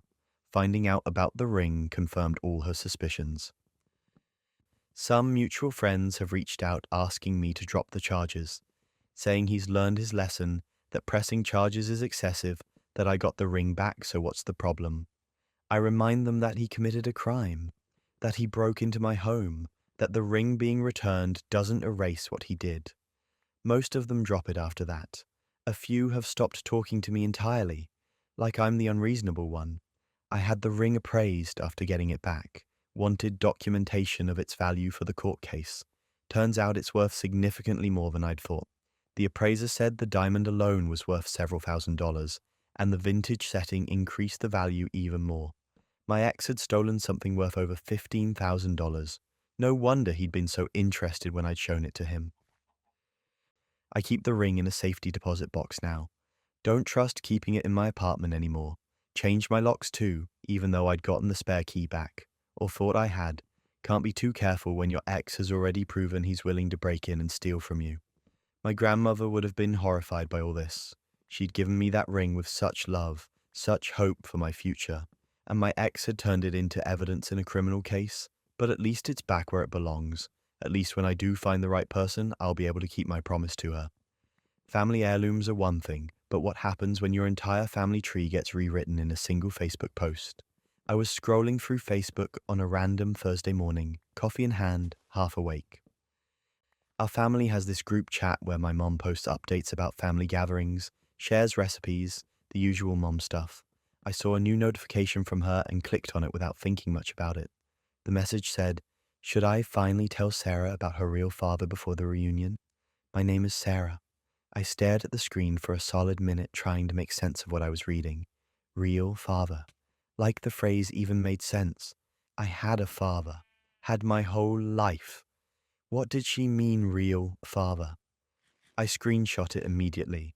My hands were shaking, but I managed to capture it before she could delete it. Good thing too, because about 30 seconds later, the message disappeared and was replaced with "sorry, wrong chat," followed by a bunch of nervous laughing emojis. Wrong chat. Like that made it better. Like accidentally posting that your daughter's entire life is a lie in the family group instead of wherever she meant to send it was just a harmless oopsie. I called her. She didn't answer. Called again. Still nothing. Sent her a text with the screenshot attached and told her she had 1 hour to call me back, or I was driving over there. She called back in 10 minutes. Her voice was shaking when she answered. Started with "how are you," like we were having a normal conversation. I asked her what the message meant, who my real father was, and why I was just finding out about this at 28 years old. She went quiet for a long time. Then she started crying. Through the tears and the rambling, the story came out. My dad, the man I'd called dad my entire life, wasn't my biological father. My real father was some guy named Marcus she'd dated in high school. Her first love, apparently. They'd broken up before she realized she was pregnant. She'd already started seeing my dad by then and just never told Marcus about me. Never told him he had a daughter, just let him go on with his life while she married someone else and raised me. I asked her why. Why lie for almost 3 decades? Why let me grow up thinking one thing when the truth was completely different? She said she did what was best, that Marcus was too young and immature to be a father, that my dad had stepped up and loved me like his own, that telling me would have just confused me and disrupted our family. What was best? I'd heard that phrase before from her, usually right before she admitted to doing something selfish. What was best for who? I asked. For me or for her? She didn't have an answer for that. Then came the breaking point. She told me Marcus knew about me now, that she'd been in contact with him for years. Years, not months, not weeks. Years of secret conversations while I lived my life completely unaware. He'd found out somehow, reached out to her, and they'd been talking ever since. He wanted to meet me, had wanted to meet me for a while now, but she kept putting it off, telling him I wasn't ready, that the timing wasn't right. I asked her when she was planning to tell me. She said she'd been waiting for the right moment. 28 years and she was still waiting for the right moment. The family reunion next month was supposed to be it. She was going to pull me aside and explain everything. Give me time to process before introducing me to Marcus, who was apparently going to be there. I hung up on her, couldn't listen to another word, sat in my apartment trying to process what I'd just learned. My entire identity felt like it had been built on a lie. Every family photo, every Father's Day card I'd made, every memory with my dad, all of it suddenly felt different. Not fake exactly, but not entirely real either. I called my dad. My not biological dad, the man who'd raised me, asked him if he knew. He said yes. His voice was quiet, almost resigned. Said he'd known from the beginning that my mum had been honest with him about the pregnancy when they started dating seriously. He'd made the choice to raise me as his own, loved me like his own, never saw me as anything other than his daughter. That somehow made it worse. Everyone knew but me. My whole life people had been keeping this secret, looking at me and knowing something I didn't know about myself. The thought made me feel sick. Marcus reached out 2 days later. Friend request on Facebook followed by a message. He introduced himself, said he was sorry for the confusion, that he'd only recently found out about me and had been trying to respect my mum's wishes about waiting to reach out. But now that I knew, he hoped we could talk, maybe meet, get to know each other. I couldn't respond. Every time I tried to type something back, I'd get angry and delete it. What was I supposed to say to this stranger who was biologically my father, but had zero presence in my life? Hi, nice to finally know you exist after almost 3 decades. Thanks for the DNA. My mum kept calling, kept texting. Long messages about how she was sorry, how she'd made mistakes but did the best she could, how she hoped I'd forgive her and give Marcus a chance. Every message made me angrier. She kept framing it like this was hard for her, like she was the victim in all this somehow. And suddenly the whole plan fell apart when I found out everyone else already knew. Not just my parents. Everyone. My aunt let it slip during a phone call, said she was glad it was finally out in the open, that it had been hard keeping the secret all these years. I asked her who else knew. She got quiet, then admitted basically the entire extended family had known since I was born. They'd all agreed to never mention it, to let my parents handle it in their own time, which apparently was never, if that Facebook post hadn't accidentally gone to the family group instead of wherever my mom meant to send it. I thought about the family reunion coming up next month. Everyone gathering together, acting normal, probably relieved they didn't have to keep lying anymore. Marcus would be there. People would watch to see how I reacted, whether I'd talk to him, whether I'd cause a scene. The whole thing felt like a setup, like I was being forced into some big emotional reunion I never asked for. The worst part was the comments from family members, cousins reaching out saying they were happy I finally knew, aunts and uncles saying it was about time, like this was some feel-good revelation and not a complete betrayal of trust, like finding out your entire life history is false at 28 is just a fun plot twist everyone can celebrate. My dad, my not biological dad, asked if we could have dinner. Just the two of us. We met at our usual place and he told me nothing had changed for him, that I was his daughter regardless of biology, that he'd chosen to be my father and that choice meant something, that he understood if I was angry, but he hoped it wouldn't change our relationship. I wanted to believe him, wanted to feel like nothing had changed, but everything had changed. Every time I looked at him now, I thought about Marcus. Wondered what traits came from which father. Wondered if my sense of humor was from my dad or from some stranger I'd never met. Wondered what else in my life was based on lies people agreed to tell me. My mum sent me Marcus's phone number, said I didn't have to use it, but she wanted me to have the option. That Marcus was a good person who'd been denied the chance to know his daughter, that this could be a new beginning if I let it, a new beginning built on the ashes of the lie she'd maintained for 28 years. How exactly was that supposed to work? How was I supposed to just slot this new father into my life like he'd always been there? Like I hadn't just found out about him because of a Facebook post my mum sent to the wrong chat. The family reunion is in 3 weeks now.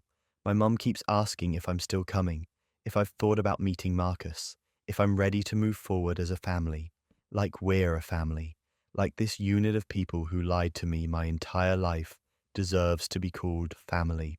I don't know if I'm going, don't know if I'm ready to meet Marcus, or if I ever will be. Don't know if I can forgive my mom for doing what was easiest instead of what was right. Don't know if I can look at my extended family without wondering what else they're all hiding. What I do know is that my mom didn't do what was best. She did what was convenient, what let her avoid hard conversations and uncomfortable truths. And now I'm the one left trying to figure out who I am when the foundation of my identity was built on a lie everyone agreed to maintain.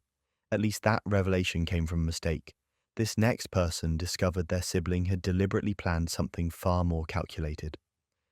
I got my sister's wedding invitation in the mail on a Thursday. It was beautiful, exactly what you'd expect from her. Thick cream cardstock with elegant script, gold foil details, the whole thing probably cost a fortune. At the bottom was a QR code with text underneath that said, "Scan here for our wedding website." I was excited for her.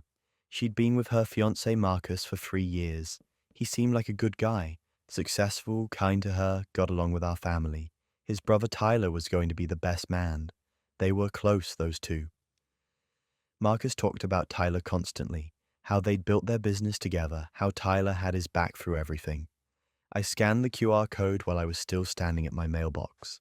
Expected to see venue details, registry information, maybe some engagement photos. Instead, my phone opened to a shared Google Photos album. The title at the top said "Us" with a heart emoji. The preview showed a photo of my sister and Tyler. Not Marcus, Tyler. And they weren't just standing next to each other at some family event. They were kissing. I stood there frozen, staring at my phone. Scrolled down, more photos. Hundreds of them. My sister and Tyler at restaurants, at hotels, in bed together. Some of the photos had dates going back 2 years. 2 years. She'd been with Marcus for 3 years, which meant she'd been cheating on him with his own brother for most of their relationship. There were screenshots of text conversations mixed in with the photos.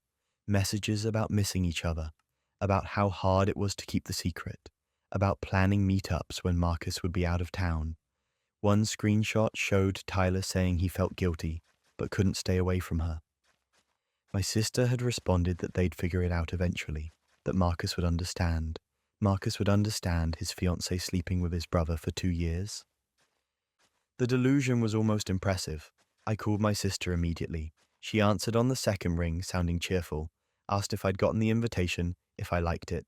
I asked her if she'd checked the QR code recently. There was silence. Then a quiet, "Oh my God." She started talking fast, said her account must have been hacked, that someone was trying to ruin her wedding, that I couldn't tell anyone, especially not Marcus. I asked her how a hacker would have access to 2 years' worth of photos of her and Tyler together. She didn't have an answer for that. Just kept saying, "Please don't say anything. I can fix this. Just give me time to fix this." I told her I hadn't said anything to anyone, but I asked her how many invitations she'd sent out. How many people had probably already scanned that QR code. She went quiet again. Then she said she'd sent out 150 invitations 3 days ago. 3 days.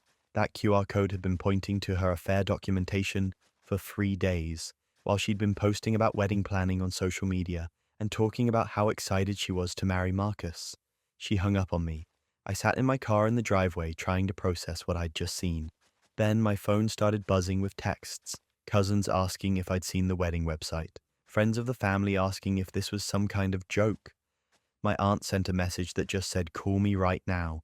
The album was public. Anyone with the link could see it. And the link had been printed on 150 wedding invitations sent to everyone my sister and Marcus knew. By evening, Marcus had found out. I don't know who told him. Could have been anyone. Could have been multiple people. He called off the wedding that night. My sister called me sobbing, screaming that this was my fault, that if I'd just given her time to fix it before other people saw, she could have handled it, could have explained to Marcus somehow. I asked her how she planned to explain 2 years of documented evidence of an affair with his brother. She said I was being cruel, that I didn't understand, that she loved them both and it was complicated, and now her life was ruined because I couldn't keep my mouth shut. I reminded her that I hadn't told anyone, that I'd called her immediately, that she'd sent out those invitations herself, that the QR code pointing to the wrong album was her mistake, not mine. She hung up on me again. What happened next? Nobody saw it coming. Marcus didn't just call off the wedding. He cut off his entire family. His parents had apparently known about the affair. Tyler had confessed to them months ago, said he was in love with my sister, but didn't know how to tell Marcus. Their parents had convinced him to stay quiet, that it would blow over, that Marcus didn't need to know. So Marcus had been planning his wedding while his brother and his parents all knew his fiancée was cheating on him. The betrayal wasn't just romantic, it was familial. Everything he thought he knew about the people closest to him was a lie. He moved out of the apartment he shared with my sister within 2 days, stopped answering calls from his family. His parents tried to show up at his new place, and he threatened to call the police if they didn't leave. Tyler tried to apologize, and Marcus told him he was dead to him. My sister spiraled, posted long rants on social media about how one mistake was destroying her life, how people were being judgmental and cruel, how love was complicated and nobody understood what she was going through. The comments were not sympathetic. People pointed out that 2 years wasn't a mistake, it was a choice, that sleeping with your fiancé's brother wasn't complicated, it was betrayal. She deleted all her social media accounts after a few days, moved back in with our parents, stopped leaving the house. Our mum tried to be supportive, but even she struggled with what my sister had done. The whole family was uncomfortable with it. Holiday dinners became tense. Half the family felt bad for her, thought she was being punished too harshly. The other half thought she deserved everything she got. Tyler tried to reach out to her, but she wouldn't respond. Apparently, once the affair was exposed and the relationship was no longer secret, she lost interest. The thrill had been in the sneaking around, in the forbidden nature of it. Without that, there was nothing there. Marcus eventually started dating someone new. My sister found out through mutual friends and had another breakdown. Called me crying about how he'd moved on so fast, how he clearly never loved her if he could replace her that easily. I pointed out that she'd been sleeping with his brother for 2 years, so maybe she wasn't in a position to judge his timeline. She hung up on me. Again. The wedding venue kept the deposit, $10,000 just gone. My sister tried to fight it, but the contract was clear. Cancellations within 60 days of the event forfeited the deposit. She posted about it online, tried to paint the venue as heartless. Someone found the post and replied with screenshots from the Google Photos album, asking if this was the bride who cheated with the best man. She deleted the post. Tyler's business partnership with Marcus dissolved. Marcus bought out Tyler's share, and Tyler had to find new work. Their parents kept trying to mediate, to get the brothers to reconcile, but Marcus refused. Said some betrayals were unforgivable, and this was one of them. My sister still blames me. Says if I'd just stayed quiet, if I'd given her a chance to handle it privately, everything would be fine. Like the 149 other people who received that invitation wouldn't have scanned the QR code. Like the album being public was somehow my fault. Like I'd forced her to have an affair with her fiancé's brother and documented extensively in a shared photo album. The real kicker? She'd apparently meant to link to their actual wedding website, had the correct URL ready to go. But when she was setting up the QR codes at the print shop, she accidentally pasted the Google Photos link instead. One copy-paste error. That's all it took to expose everything. Sometimes you don't need enemies when you're perfectly capable of destroying your own life all by yourself. Secrets hidden in plain sight are one thing, but imagine finding out your family has been living a completely separate life. My dad had always been obsessed with the lake house. He'd bought it about 7 years ago, said it was his sanctuary for when work got too stressful. A place he could go to focus and recharge. My mum thought it was a midlife crisis thing, but supported it anyway. They'd been married for 30 years. She trusted him. The rule was we could only use the lake house twice a year. Once in summer, once in winter. The rest of the time it was off limits because Dad needed it for work retreats. He'd disappear there for weeks at a time, said he was finishing big projects, meeting with clients, doing the focused work he couldn't do from home. We never questioned it. He was a consultant, traveled a lot anyway. The lake house thing seemed normal enough. Last month I had a particularly bad week at work. My apartment felt suffocating and I just needed to get away. I remembered the lake house was only about 2 hours away and figured I'd drive up there, maybe spend the night, clear my head. I texted my dad to let him know, but he didn't respond. Figured he was busy, decided to just go anyway and surprise him if he was there. I pulled up to the house around 3 in the afternoon and immediately knew something was wrong. There were toys scattered across the front yard, a plastic slide, a sandbox, a minivan in the driveway that definitely wasn't my dad's car. For a second I thought maybe he'd rented the place out and forgotten to tell us, but that didn't make sense either. I walked up to the front door and knocked, heard children's voices inside, a baby crying, then footsteps. The door opened and a woman I'd never seen before stood there with a baby on her hip. She looked confused to see me, asked if she could help me. I asked if this was the Morrison Lake House. She said yes, this was the Morrison house. I asked if my dad was here. Her face changed, got this weird guarded expression. She called over her shoulder for Honey to come to the door, and my dad appeared behind her. The look on his face when he saw me was something I'll never forget. Pure terror, like his entire world was ending right in front of him. The woman asked who I was. My dad couldn't speak, just stood there frozen. So I said it for him. I'm his daughter, his oldest daughter from his first family. The woman's face went white. The baby started crying harder. Turned out her name was Jennifer. She'd been married to my dad for 6 years. 6 years. They had 3 kids together. The baby she was holding, a 2-year-old and a 4-year-old who was napping upstairs. She had no idea I existed, had no idea my mom existed, had no idea our entire family existed. My dad had been living a complete double life, telling my mum he was traveling for work while he was actually here with his second family, telling Jennifer he traveled for work while he was home with us, splitting his time perfectly down the middle so neither family suspected anything. For 6 years he'd maintained this lie. Jennifer invited me in. I think she was in shock. We sat at the kitchen table while my dad stood there looking like he wanted to disappear into the floor. She started asking questions. How old was I? Did I have siblings? How long had my parents been married? Each answer made her face harder. My dad finally tried to speak, started with some nonsense about how he could explain everything.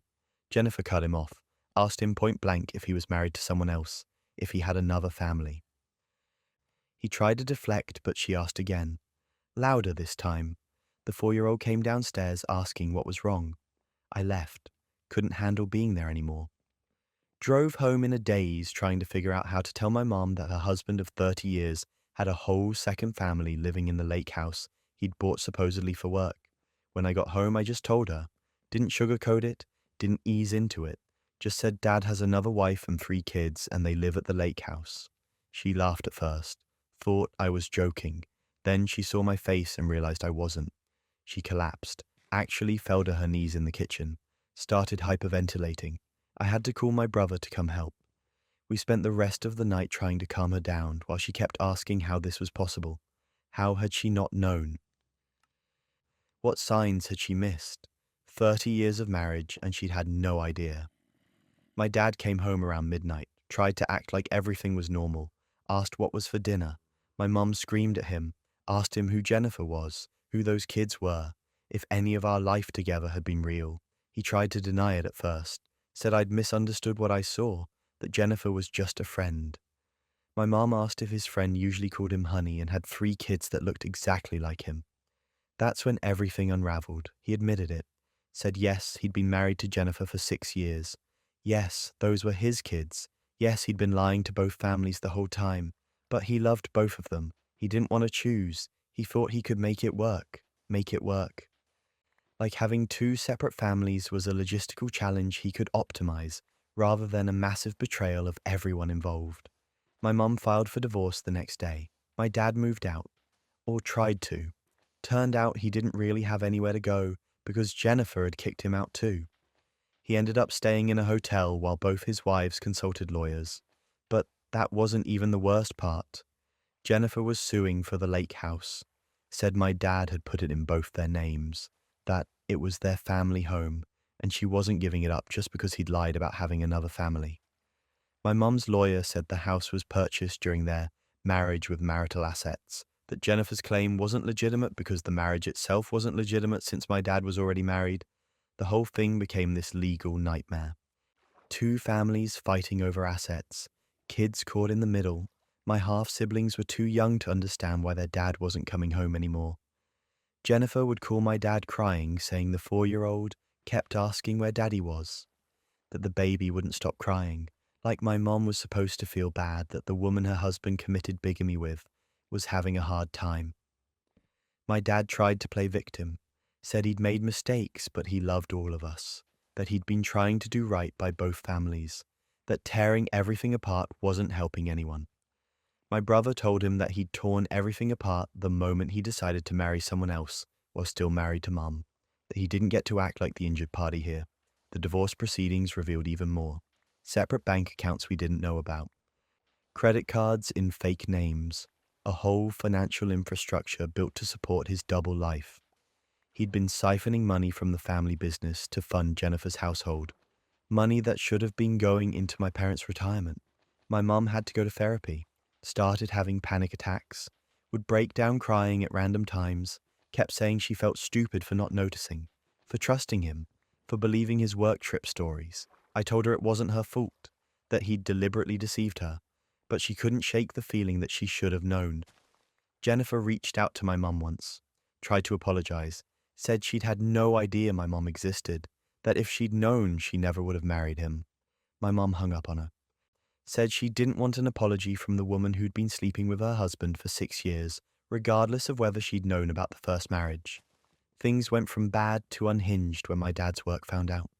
Turns out maintaining 2 households while traveling constantly meant he'd been lying to his employer too, faking client meetings, expensing personal travel as business trips. They fired him and threatened legal action for fraud. Suddenly, my dad had no job, no house, 2 families demanding child support, and potential criminal charges for bigamy. The man who'd thought he could have it all ended up with nothing. Both his marriages were over. His kids from both families wanted nothing to do with him. His career was destroyed, all because he thought he was smart enough to maintain a lie that elaborate. I met my half-siblings once. Jennifer brought them to a mediation session. They were so young, had no idea why their lives had been turned upside down. The 4-year-old asked when Daddy was coming home. I didn't know what to tell her. How do you explain to a child that their father isn't who they thought he was? That their entire family was built on a lie? My mum got the lake house in the divorce settlement. Jennifer's claim was thrown out because the marriage was ruled invalid. Mom sold it immediately, said she never wanted to see that place again, the house where her husband had lived his second life, where he'd built a family while pretending to love her. It's been 8 months now. My dad has supervised visitation with Jennifer's kids. My mom is dating again, trying to rebuild her life. I'm in therapy trying to process the fact that my father is essentially a stranger, that everything I thought I knew about him was a carefully constructed facade. Double lives destroy families, but sometimes the nuclear option comes in the form of a surprise party. My sister called me 3 months ago saying we needed to plan something special for our parents' 30th wedding anniversary. Said it was a milestone and we should do a surprise party, get all their friends together, make it memorable. I thought it was a great idea. Our parents had always been solid, high school sweethearts who'd made it work for 3 decades. They deserved a celebration. I flew in from Seattle 2 days before the party, took time off work, spent money I didn't really have on the flight and a hotel. My siblings were already at my parents' house when I arrived, decorating the backyard. Balloons, streamers, a banner that said 30 years of love. There was a caterer setting up tables, a DJ testing his equipment. The whole thing looked like it cost a fortune. I asked my brother who was paying for all this. He said they'd all chipped in, that it was worth it for such an important occasion. I offered to contribute and he waved me off. Said I'd flown across the country, that was enough. We spent the next day finalizing details. I called their friends to confirm attendance, picked up the cake, helped arrange the photo slideshow my younger sister had put together. Everyone seemed excited. A little weird maybe, kind of quiet when I asked questions about the plan, but I figured they were just stressed about pulling off the surprise.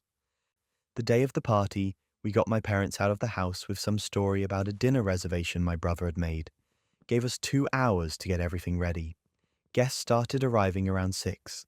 By 7, we had about 50 people in the backyard. Friends from their church, neighbors they'd known for years, family members who'd driven in from out of state.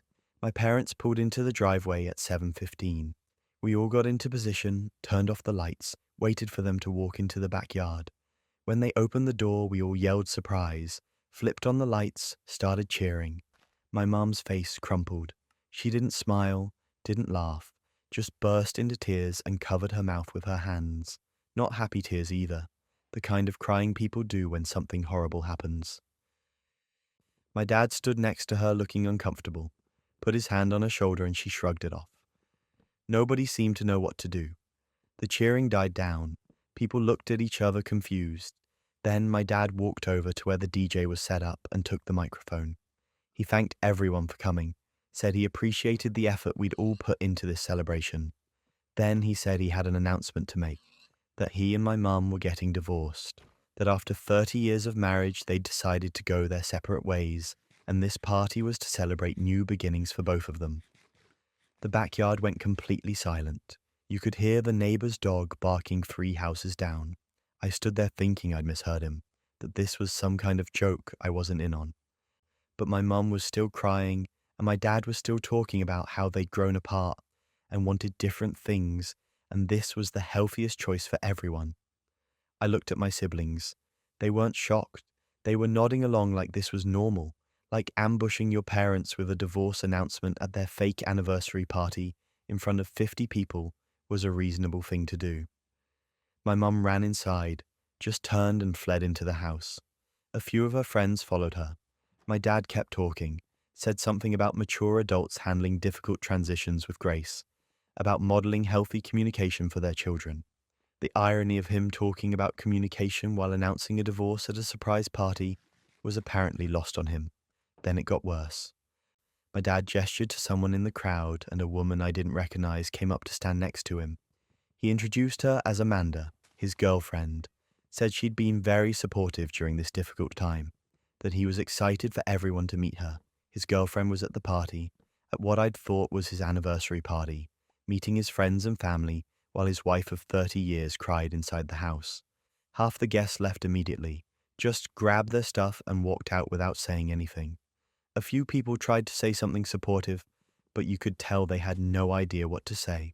This wasn't exactly a situation covered in etiquette guides. The others stood around looking uncomfortable, probably trying to figure out how quickly they could leave without being rude. I walked over to my siblings, asked them what the hell was going on. My sister said they'd known about the divorce for 2 months, that Dad had asked them to help plan this party as a way to announce it. They'd thought it was mature, a modern approach to a difficult situation, better than telling everyone individually. I asked them why nobody told me, why I'd flown across the country thinking I was celebrating my parents' marriage when I was actually attending the public implosion of their family. My brother said they knew I'd overreact, that I'd try to talk them out of it, so they'd just decided not to mention it. I confronted my dad in front of everyone still standing in the backyard, asked him how he could do this, how he could humiliate Mom like this, how he could think ambushing her with a divorce announcement at a party was appropriate. He said I was being dramatic, that divorce happens and adults should be able to discuss it openly, that my mum had known this was the plan and agreed to it. That was a lie. I'd seen her face. She hadn't known. My siblings admitted later that Dad had told them Mum was on board, but they'd never actually confirmed it with her. Just took his word for it because it was easier than asking difficult questions. I went inside to check on my mum. Found her in her bedroom surrounded by friends. She was still crying, said she'd thought this was a real anniversary party, that she'd been confused about why everyone was being weird lately, but assumed it was just stress about the surprise. She'd had no idea my dad was planning to announce their divorce. No idea his girlfriend would be there. No idea her own children had helped orchestrate this nightmare. When I came back outside, my siblings were cleaning up. The party was over. Most of the guests had left. The caterer was packing up untouched food. My dad and his girlfriend were sitting at one of the tables drinking wine and laughing about something. This is where patience finally snapped. I told my siblings exactly what I thought of them. Said they'd helped Dad humiliate our mother in front of everyone she knew. That they'd lied to me to get me here. That this wasn't mature or modern. It was cruel. My sister said I was making it awkward. That I was embarrassing myself in front of the remaining guests. I pointed out that we were standing in the wreckage of the most awkward event in family history, and she was worried about me being embarrassing. My youngest brother tried to defend the decision, said Dad had wanted to rip the Band-Aid off. That telling everyone at once was more efficient than having the same conversation 50 times. I asked him if he'd considered that maybe some conversations are worth having individually, that maybe our mother deserved better than finding out her marriage was over in front of her church, friends, and neighbors. He didn't have an answer for that. None of them did. They'd all just gone along with Dad's plan because he'd framed it as the evolved thing to do. Never questioned whether it was actually kind or appropriate. Never checked with Mum to see if she was okay with it. I left that night, went back to my hotel and changed my flight to leave first thing in the morning. Couldn't be in that house anymore. Couldn't look at my siblings without wanting to scream. Couldn't watch my dad play happy couple with his girlfriend while our mum cried upstairs. My mum won't return my calls. My sibling said she's not talking to any of us right now, that she feels betrayed by the whole family. They act like I'm partially responsible because I helped set up the party, like I had any idea what it was actually for. Like flying across the country in good faith to celebrate my parents' marriage makes me complicit in their divorce announcement. My dad sent me an email, long thing about how I need to respect his choices, how he and Mom had grown apart and staying together would have been dishonest, how introducing Amanda at the party was about being authentic and not hiding his truth. Didn't mention anything about humiliating his wife, about traumatizing his kids, about turning what should have been a private family matter into a public spectacle. My siblings are mad that I confronted them in front of the remaining guests. Said I should have waited until we were alone. The complete lack of self-awareness is almost funny. They helped orchestrate a surprise divorce announcement, and they're worried about me calling them out in front of a few people. I've been back in Seattle for 2 weeks now. Haven't talked to anyone in my family except a few texts with my younger sister, who admits maybe the party wasn't the best idea. Maybe is doing a lot of work in that sentence. The party was a disaster. Our family is fractured. Mum is devastated. And Dad is off playing house with Amanda while acting like he did nothing wrong. People keep asking me how the anniversary party went. I don't even know how to answer that question anymore. Family humiliation is painful, but sometimes relatives take deception to creepy, identity-stealing levels. My cousin Emma called me at 11 p.m. on a Saturday night, crying so hard I could barely understand her. Between the sobs, she kept saying, "I can't believe you would do this to me. And how could you and I thought we were close?" I had no idea what she was talking about. Kept asking her to slow down and explain, but she just kept crying. Finally, she said she'd just been on a date with me, or thought she was going on a date with me, that we'd been talking on Tinder for 3 months, that she'd fallen for me, that when she showed up to the restaurant I was sitting there waiting for her. Except it wasn't me, it was our Aunt Carol. I told her to start from the beginning. She took a shaky breath and explained that 3 months ago, she'd matched with someone on Tinder. The profile said the person was 24, lived in our city, worked in graphic design. The photos looked like me. Old photos from college that I'd posted on Facebook years ago. Photos from parties, from trips, from random nights out. She'd thought it was weird that I was on Tinder since I had a boyfriend, but figured maybe we'd broken up and I just hadn't mentioned it. She almost didn't swipe right because it would be weird to date a cousin. But the profile had specifically said in the bio that they were adopted and recently reconnected with bio family, that they were looking to meet new people and explore the city. It was just vague enough that Emma convinced herself it probably wasn't actually me, just someone who looked like me. A coincidence. They started talking. The person knew things, inside family jokes, references to our grandmother's house, stories from family reunions. Emma figured, okay, maybe it actually is my cousin, and the adopted thing is some kind of cover story for why she's on a dating app. She decided to just go with it and see what happened. Over 3 months, they built this whole connection. Deep conversations about life and goals and values. The person seemed perfect for Emma. Understanding, funny, supportive. They talk every day. Good morning texts, long voice messages, plans for the future. Emma said she'd fallen hard, started imagining a life together. They finally agreed to meet in person. Emma was nervous but excited. She showed up at the restaurant they'd chosen and looked around for me. Instead, she saw our Aunt Carol sitting at a table near the window with a glass of wine, waving her over.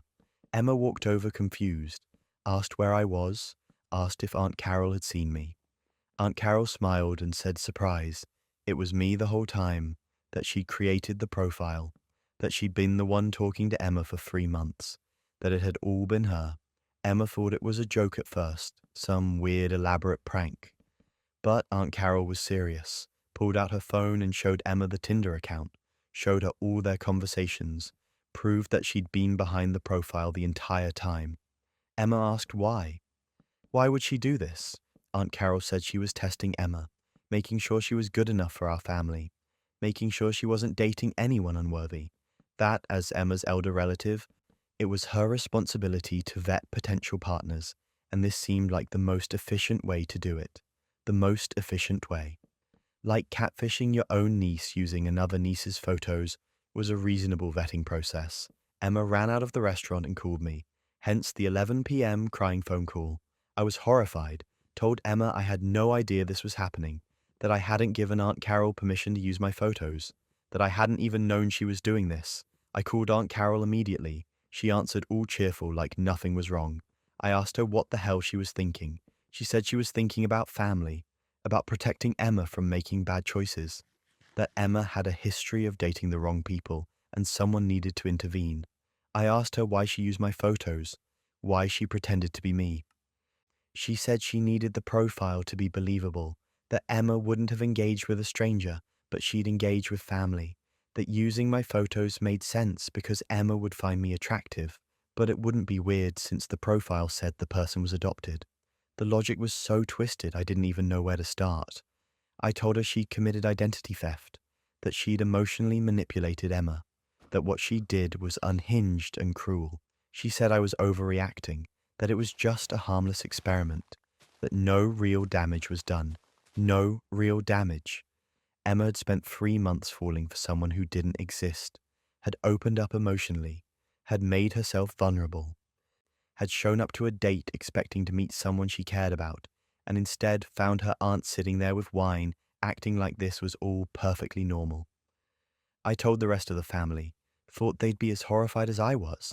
Some of them were. My mom was furious, called Aunt Carol and tore into her. My uncle said it was creepy and inappropriate. A few cousins reached out to Emma to make sure she was okay.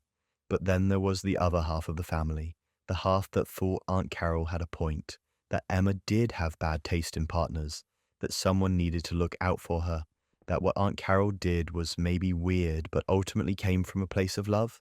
And here's where it gets absurd. Aunt Carol started defending herself on the family Facebook group, posted a long message about how she'd been worried about Emma, how Emma's last boyfriend had been awful and she didn't want to see Emma get hurt again, how the Tinder experiment was just her way of making sure Emma was emotionally ready to date and that she was making good choices. She framed it like she was the hero, like she'd done Emma a favor, said that Emma should actually be thanking her for caring enough to go to such lengths, that most family members wouldn't put in that kind of effort. Emma's mom commented asking if Carol realized she catfished her daughter. Aunt Carol responded that catfishing was when you pretended to be someone for malicious reasons, that her reasons were pure, that it wasn't the same thing at all. The family group descended into chaos, people arguing about whether what Aunt Carol did was protective or abusive, whether Emma was overreacting or justifiably traumatized, whether using my photos without permission was a violation or just resourceful family networking. Emma stopped coming to family events, said she couldn't be around Aunt Carol, couldn't be around the relatives who thought what happened was okay. She started therapy to process the whole thing. Her therapist apparently said it was one of the more unusual cases of family boundary violations she'd encountered. I demanded Aunt Carol delete the Tinder profile. She did, but only after arguing that she should be allowed to keep it active to help other family members. Said she could use it to vet potential partners for anyone in the family who was dating. I told her if she ever used my photos again for anything without my permission, I'd pursue legal action. She acted like I was being dramatic, said family shares things, that my photos were on Facebook so they were basically public domain. I had to explain that posting photos on social media doesn't give people permission to create fake dating profiles with them. She genuinely seemed confused by this. Emma and I are close now in a way we weren't before, bonded by the shared trauma of Aunt Carol's experiment. We joke about it sometimes in a dark humor kind of way, but Emma says she still has trouble trusting people on dating apps, still has this fear that the person she's talking to isn't real, that it's someone else pretending for reasons she won't understand until it's too late. The family is still split. Aunt Carol still maintains she did nothing wrong, brings it up at family gatherings as evidence of how much she cares about everyone. Emma doesn't attend those gatherings anymore, says she's done subjecting herself to a family that can't agree that catfishing your niece is bad, actually. I change all my social media privacy settings, Made everything friends only. Removed Aunt Carol from my friends list entirely. She sent me a message saying I was being petty, that she was just trying to help, that I should be grateful she cares enough about the family to get involved. Grateful. That's the word she used. Like, I should thank her for stealing my identity to emotionally manipulate my cousin. The complete lack of self-awareness would be funny if it wasn't so disturbing. People still ask Emma if she's over it yet, if she's ready to forgive Aunt Carol and move on. Like 3 months of emotional investment and manipulation is something you just get over. Like showing up to a date and finding your aunt instead of the person you thought you'd been connecting with is a minor inconvenience rather than a violation of trust. Emma's not over it, probably won't be for a long time, and honestly, she shouldn't have to be. What Aunt Carol did was cruel and weird, and the fact that half the family can't see that is almost as disturbing as the original act. Using someone's identity is twisted, but at least that was in the family. This next person's co-worker got exposed in spectacular fashion. I work at a boutique hotel in the events department. We handle weddings, corporate retreats, conferences, that kind of thing. September through November is our absolute busiest season. Everyone knows this. We plan our lives around it. You don't take vacations during these months unless it's a genuine emergency or you requested the time off 6 months in advance. My coworker Jessica had been with us for about 2 years. She was decent at her job when she felt like showing up, but had a habit of calling in sick at convenient times. Always seemed to get the flu right before a big event she didn't want to work. But she'd never pulled anything quite like this. It was the second week of October. We had 3 weddings that weekend plus a corporate event on Friday. The kind of week where everyone's working 12-hour days and running on caffeine and spite. Monday morning, Jessica texted our group chat saying she had a terrible flu. Fever, chills, couldn't get out of bed. Said she'd be out all week and hoped to be back the following Monday. Our manager asked if she needed a doctor's note. Jessica said she'd already been to urgent care, and they'd told her to rest. She'd get the note when she felt better. Manager said okay, feel better, and the rest of us absorbed her workload. I ended up covering her Thursday wedding consultation on top of my own Friday event setup. Got home past midnight 3 nights in a row. Everyone was exhausted and stressed, and Jessica's absence made everything 10 times harder. But we all figured she was genuinely sick. People get the flu. It happens.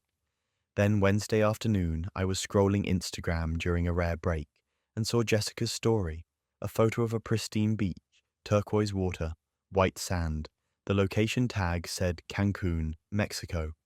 I thought maybe it was an old photo she'd reposted, a throwback to better times while she was stuck in bed sick. But the next story was a video of her at a poolside bar, cocktail in hand, laughing with her boyfriend, posted 2 hours ago. Very much not in bed with the flu. I kept watching, more stories throughout the day, her and her boyfriend at dinner, at a club, on a catamaran, every single one posted in real time, from Cancun. She wasn't sick, she was on vacation. A vacation she'd clearly planned for months based on the fancy resort and the coordinated outfits. I screenshot every story, every poolside selfie, every beach sunset, every cocktail with a little umbrella. Saved them all to a folder on my phone. By Thursday evening, I had over 20 screenshots spanning 3 days of her very healthy-looking vacation. Thursday night, I got home at 1 a.m. after covering her wedding consultation and my own event setup. My feet hurt. My back hurt. I was so tired I could barely see straight, and Jessica was posting videos of herself dancing at a beach party. I opened my email and attached all the screenshots, sent them to our manager with the subject line, "Miraculous Recovery." Didn't write anything else, didn't need to. The photos told the whole story. My manager called me at 7 a.m. Friday, asked if I was sure these were from this week. I walked her through the timestamps, the location tags, the fact that some of them were posted while Jessica was supposed to be too sick to even text us updates. Manager thanked me and said she'd handle it. Jessica was supposed to come back Monday. She showed up to work looking tanned and relaxed, rolling her little suitcase behind her like she'd just gotten back from a restful sick week at home. Manager called her into the office before she even made it to her desk. I don't know exactly what was said in that meeting, but Jessica came out crying, cleaned out her desk, left without saying goodbye to anyone. She'd been fired on the spot. That afternoon, she posted on Facebook, A long rant about how she'd been unfairly terminated, how a jealous co-worker had ruined her life over one mistake, how she'd worked so hard for this company, and this was how they treated her, how people needed to understand that everyone makes mistakes, and she didn't deserve to lose her job. One mistake, like planning a secret vacation during our busiest season, lying about being sick, and forcing her co-workers to cover her shifts for a week was just a tiny oopsie. Her friends started commenting immediately. Lots of that's terrible and you deserve better, and whoever reported you is a snake. Then some of them started messaging me directly. Apparently, Jessica had figured out it was me and told everyone. The messages ranged from disappointed to hostile, people calling me petty, saying I should have minded my own business, that everyone calls in sick sometimes, and I'd ruined her life over nothing. One person said I was clearly jealous that Jessica had a boyfriend and a nice vacation, and I was just bitter. I didn't respond to any of them. What was there to say? Their friend had lied, forced her co-workers to work 60-hour weeks while she was drinking margaritas on a beach. And I was the bad guy for showing our manager proof. And here's where it gets absurd. Jessica's boyfriend started posting too, defending her, saying she'd been planning this trip for months, had paid for everything in advance and couldn't get a refund, that she'd been scared to ask for time off because our manager was unreasonable. That calling in sick was her only option, except we have an HR department. We have a system for requesting time off. She could have asked months ago when she booked the trip. Sure, it was our busy season and she might have been told no, but that's the risk you take. You don't just lie and make everyone else's life miserable because you're afraid of hearing no. Some of my coworkers were on my side, said Jessica had it coming. That we'd all been killing ourselves covering for her while she was partying in Mexico. But others thought I'd gone too far, that getting her fired was too harsh, that I should have just confronted her privately instead of going to management. Confronted her about what exactly? About her very public Instagram stories that she posted herself? About the lie she told that affected everyone's workload? What was I supposed to do, politely ask her to stop being on vacation? The week after she got fired, Jessica posted another Facebook rant, this time specifically about me. Didn't use my name, but made it very obvious who she was talking about. Said I was a miserable person who couldn't stand to see others happy, that I'd always been jealous of her, that this was revenge for some perceived slight I'd been holding on to. I'd never had a problem with Jessica before this. We weren't friends, but we weren't enemies either. We worked together, made small talk in the break room, that was it. But in her version of events, I was some vindictive monster who'd been waiting for an opportunity to destroy her. Her story kept changing depending on who she was talking to. To some people, the flu had been real, but she'd felt better midweek and decided to go on the trip anyway since it was already paid for. To others, she'd never claimed to have the flu, just said she wasn't feeling well. To her closest friends, she admitted she'd lied, but said everyone does it, and I was a snitch for reporting her. The consistency was impressive in its complete absence. Then came the breaking point. About 2 weeks after she was fired, Jessica showed up at the hotel. Not as an employee, as a guest. Apparently her boyfriend had booked a room, maybe trying to make her feel better about getting fired.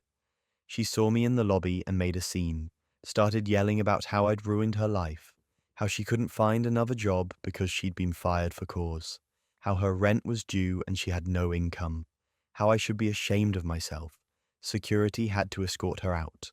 My manager called me into her office after, asked if I was okay, told me that if Jessica showed up again or kept harassing me, to let her know immediately, said that what I'd done was the right thing, that the hotel couldn't function if people felt comfortable lying about being sick to take secret vacations.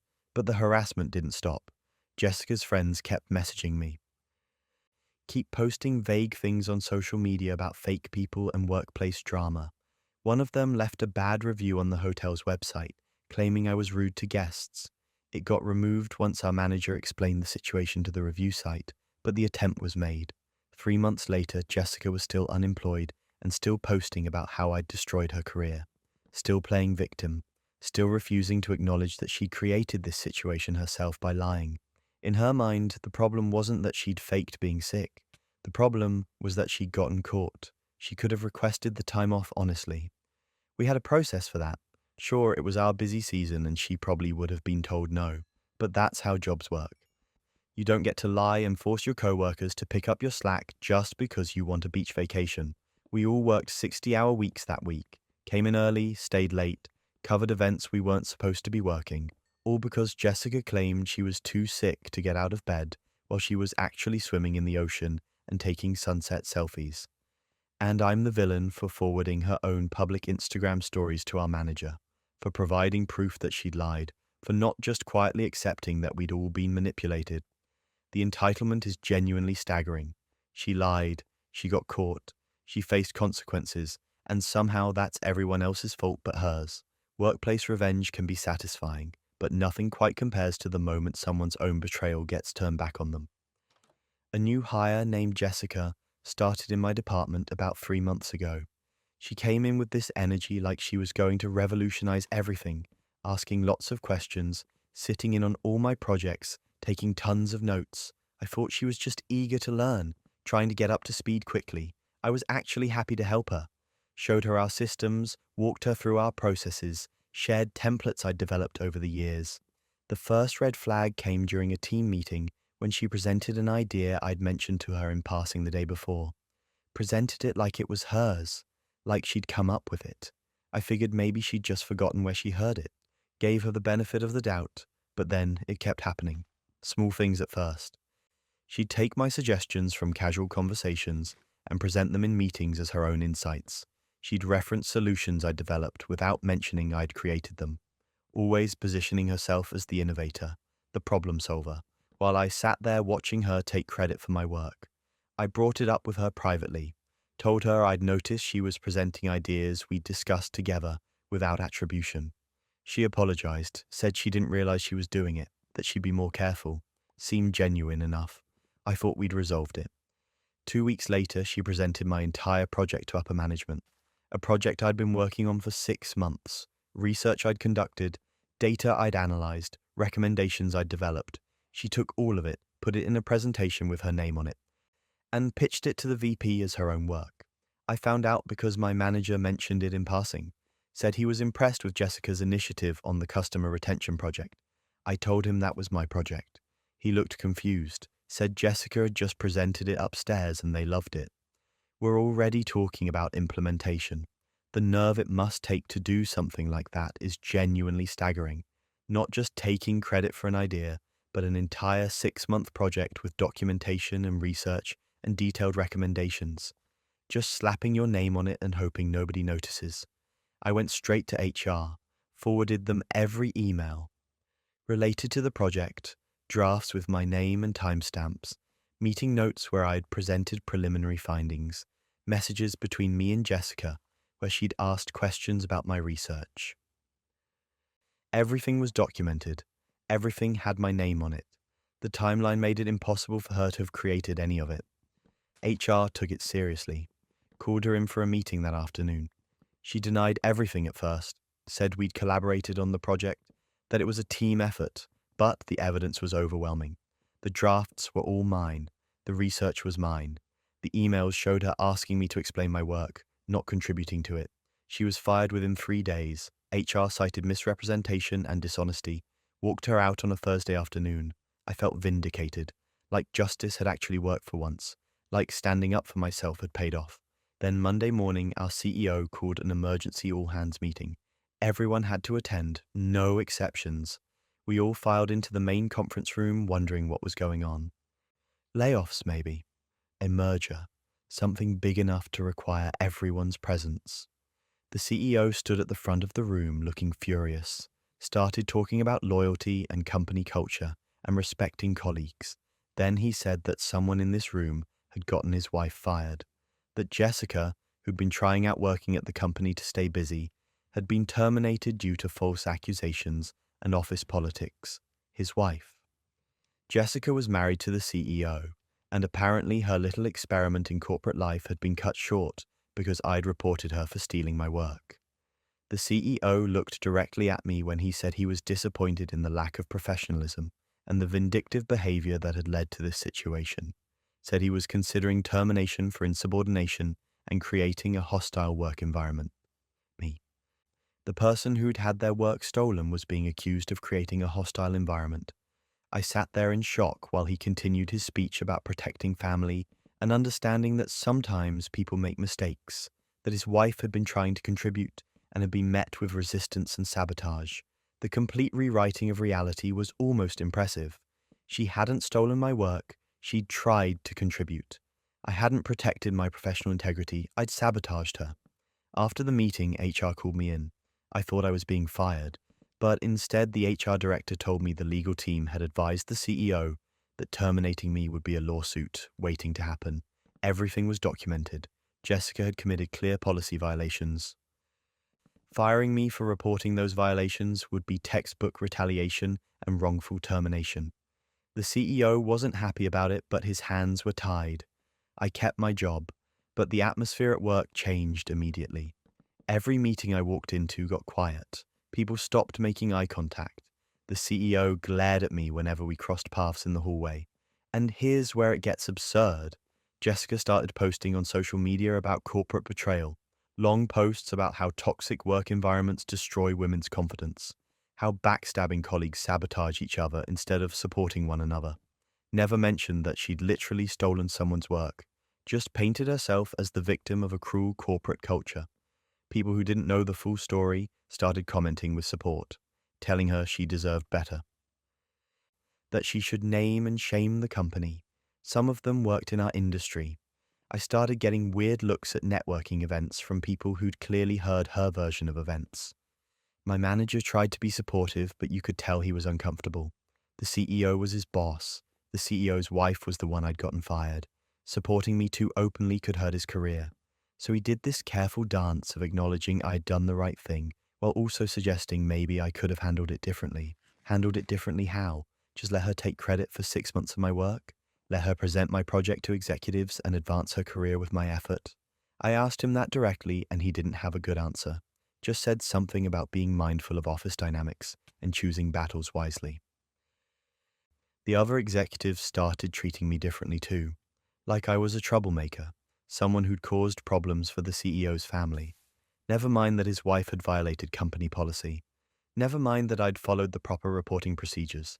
I was the one who'd made waves, and that made me dangerous. Jessica's social media campaign continued for weeks. She'd post about gaslight behavior in the workplace, about women tearing each other down, about corporate America being rigged against anyone who doesn't play political games. Her friends and family would comment with outrage, share the posts, tag companies asking if this was how they treated employees. Our company's social media manager had to start monitoring mentions because people were connecting Jessica's posts to our brand. Writing reviews on Glassdoor about toxic culture based on her one-sided story.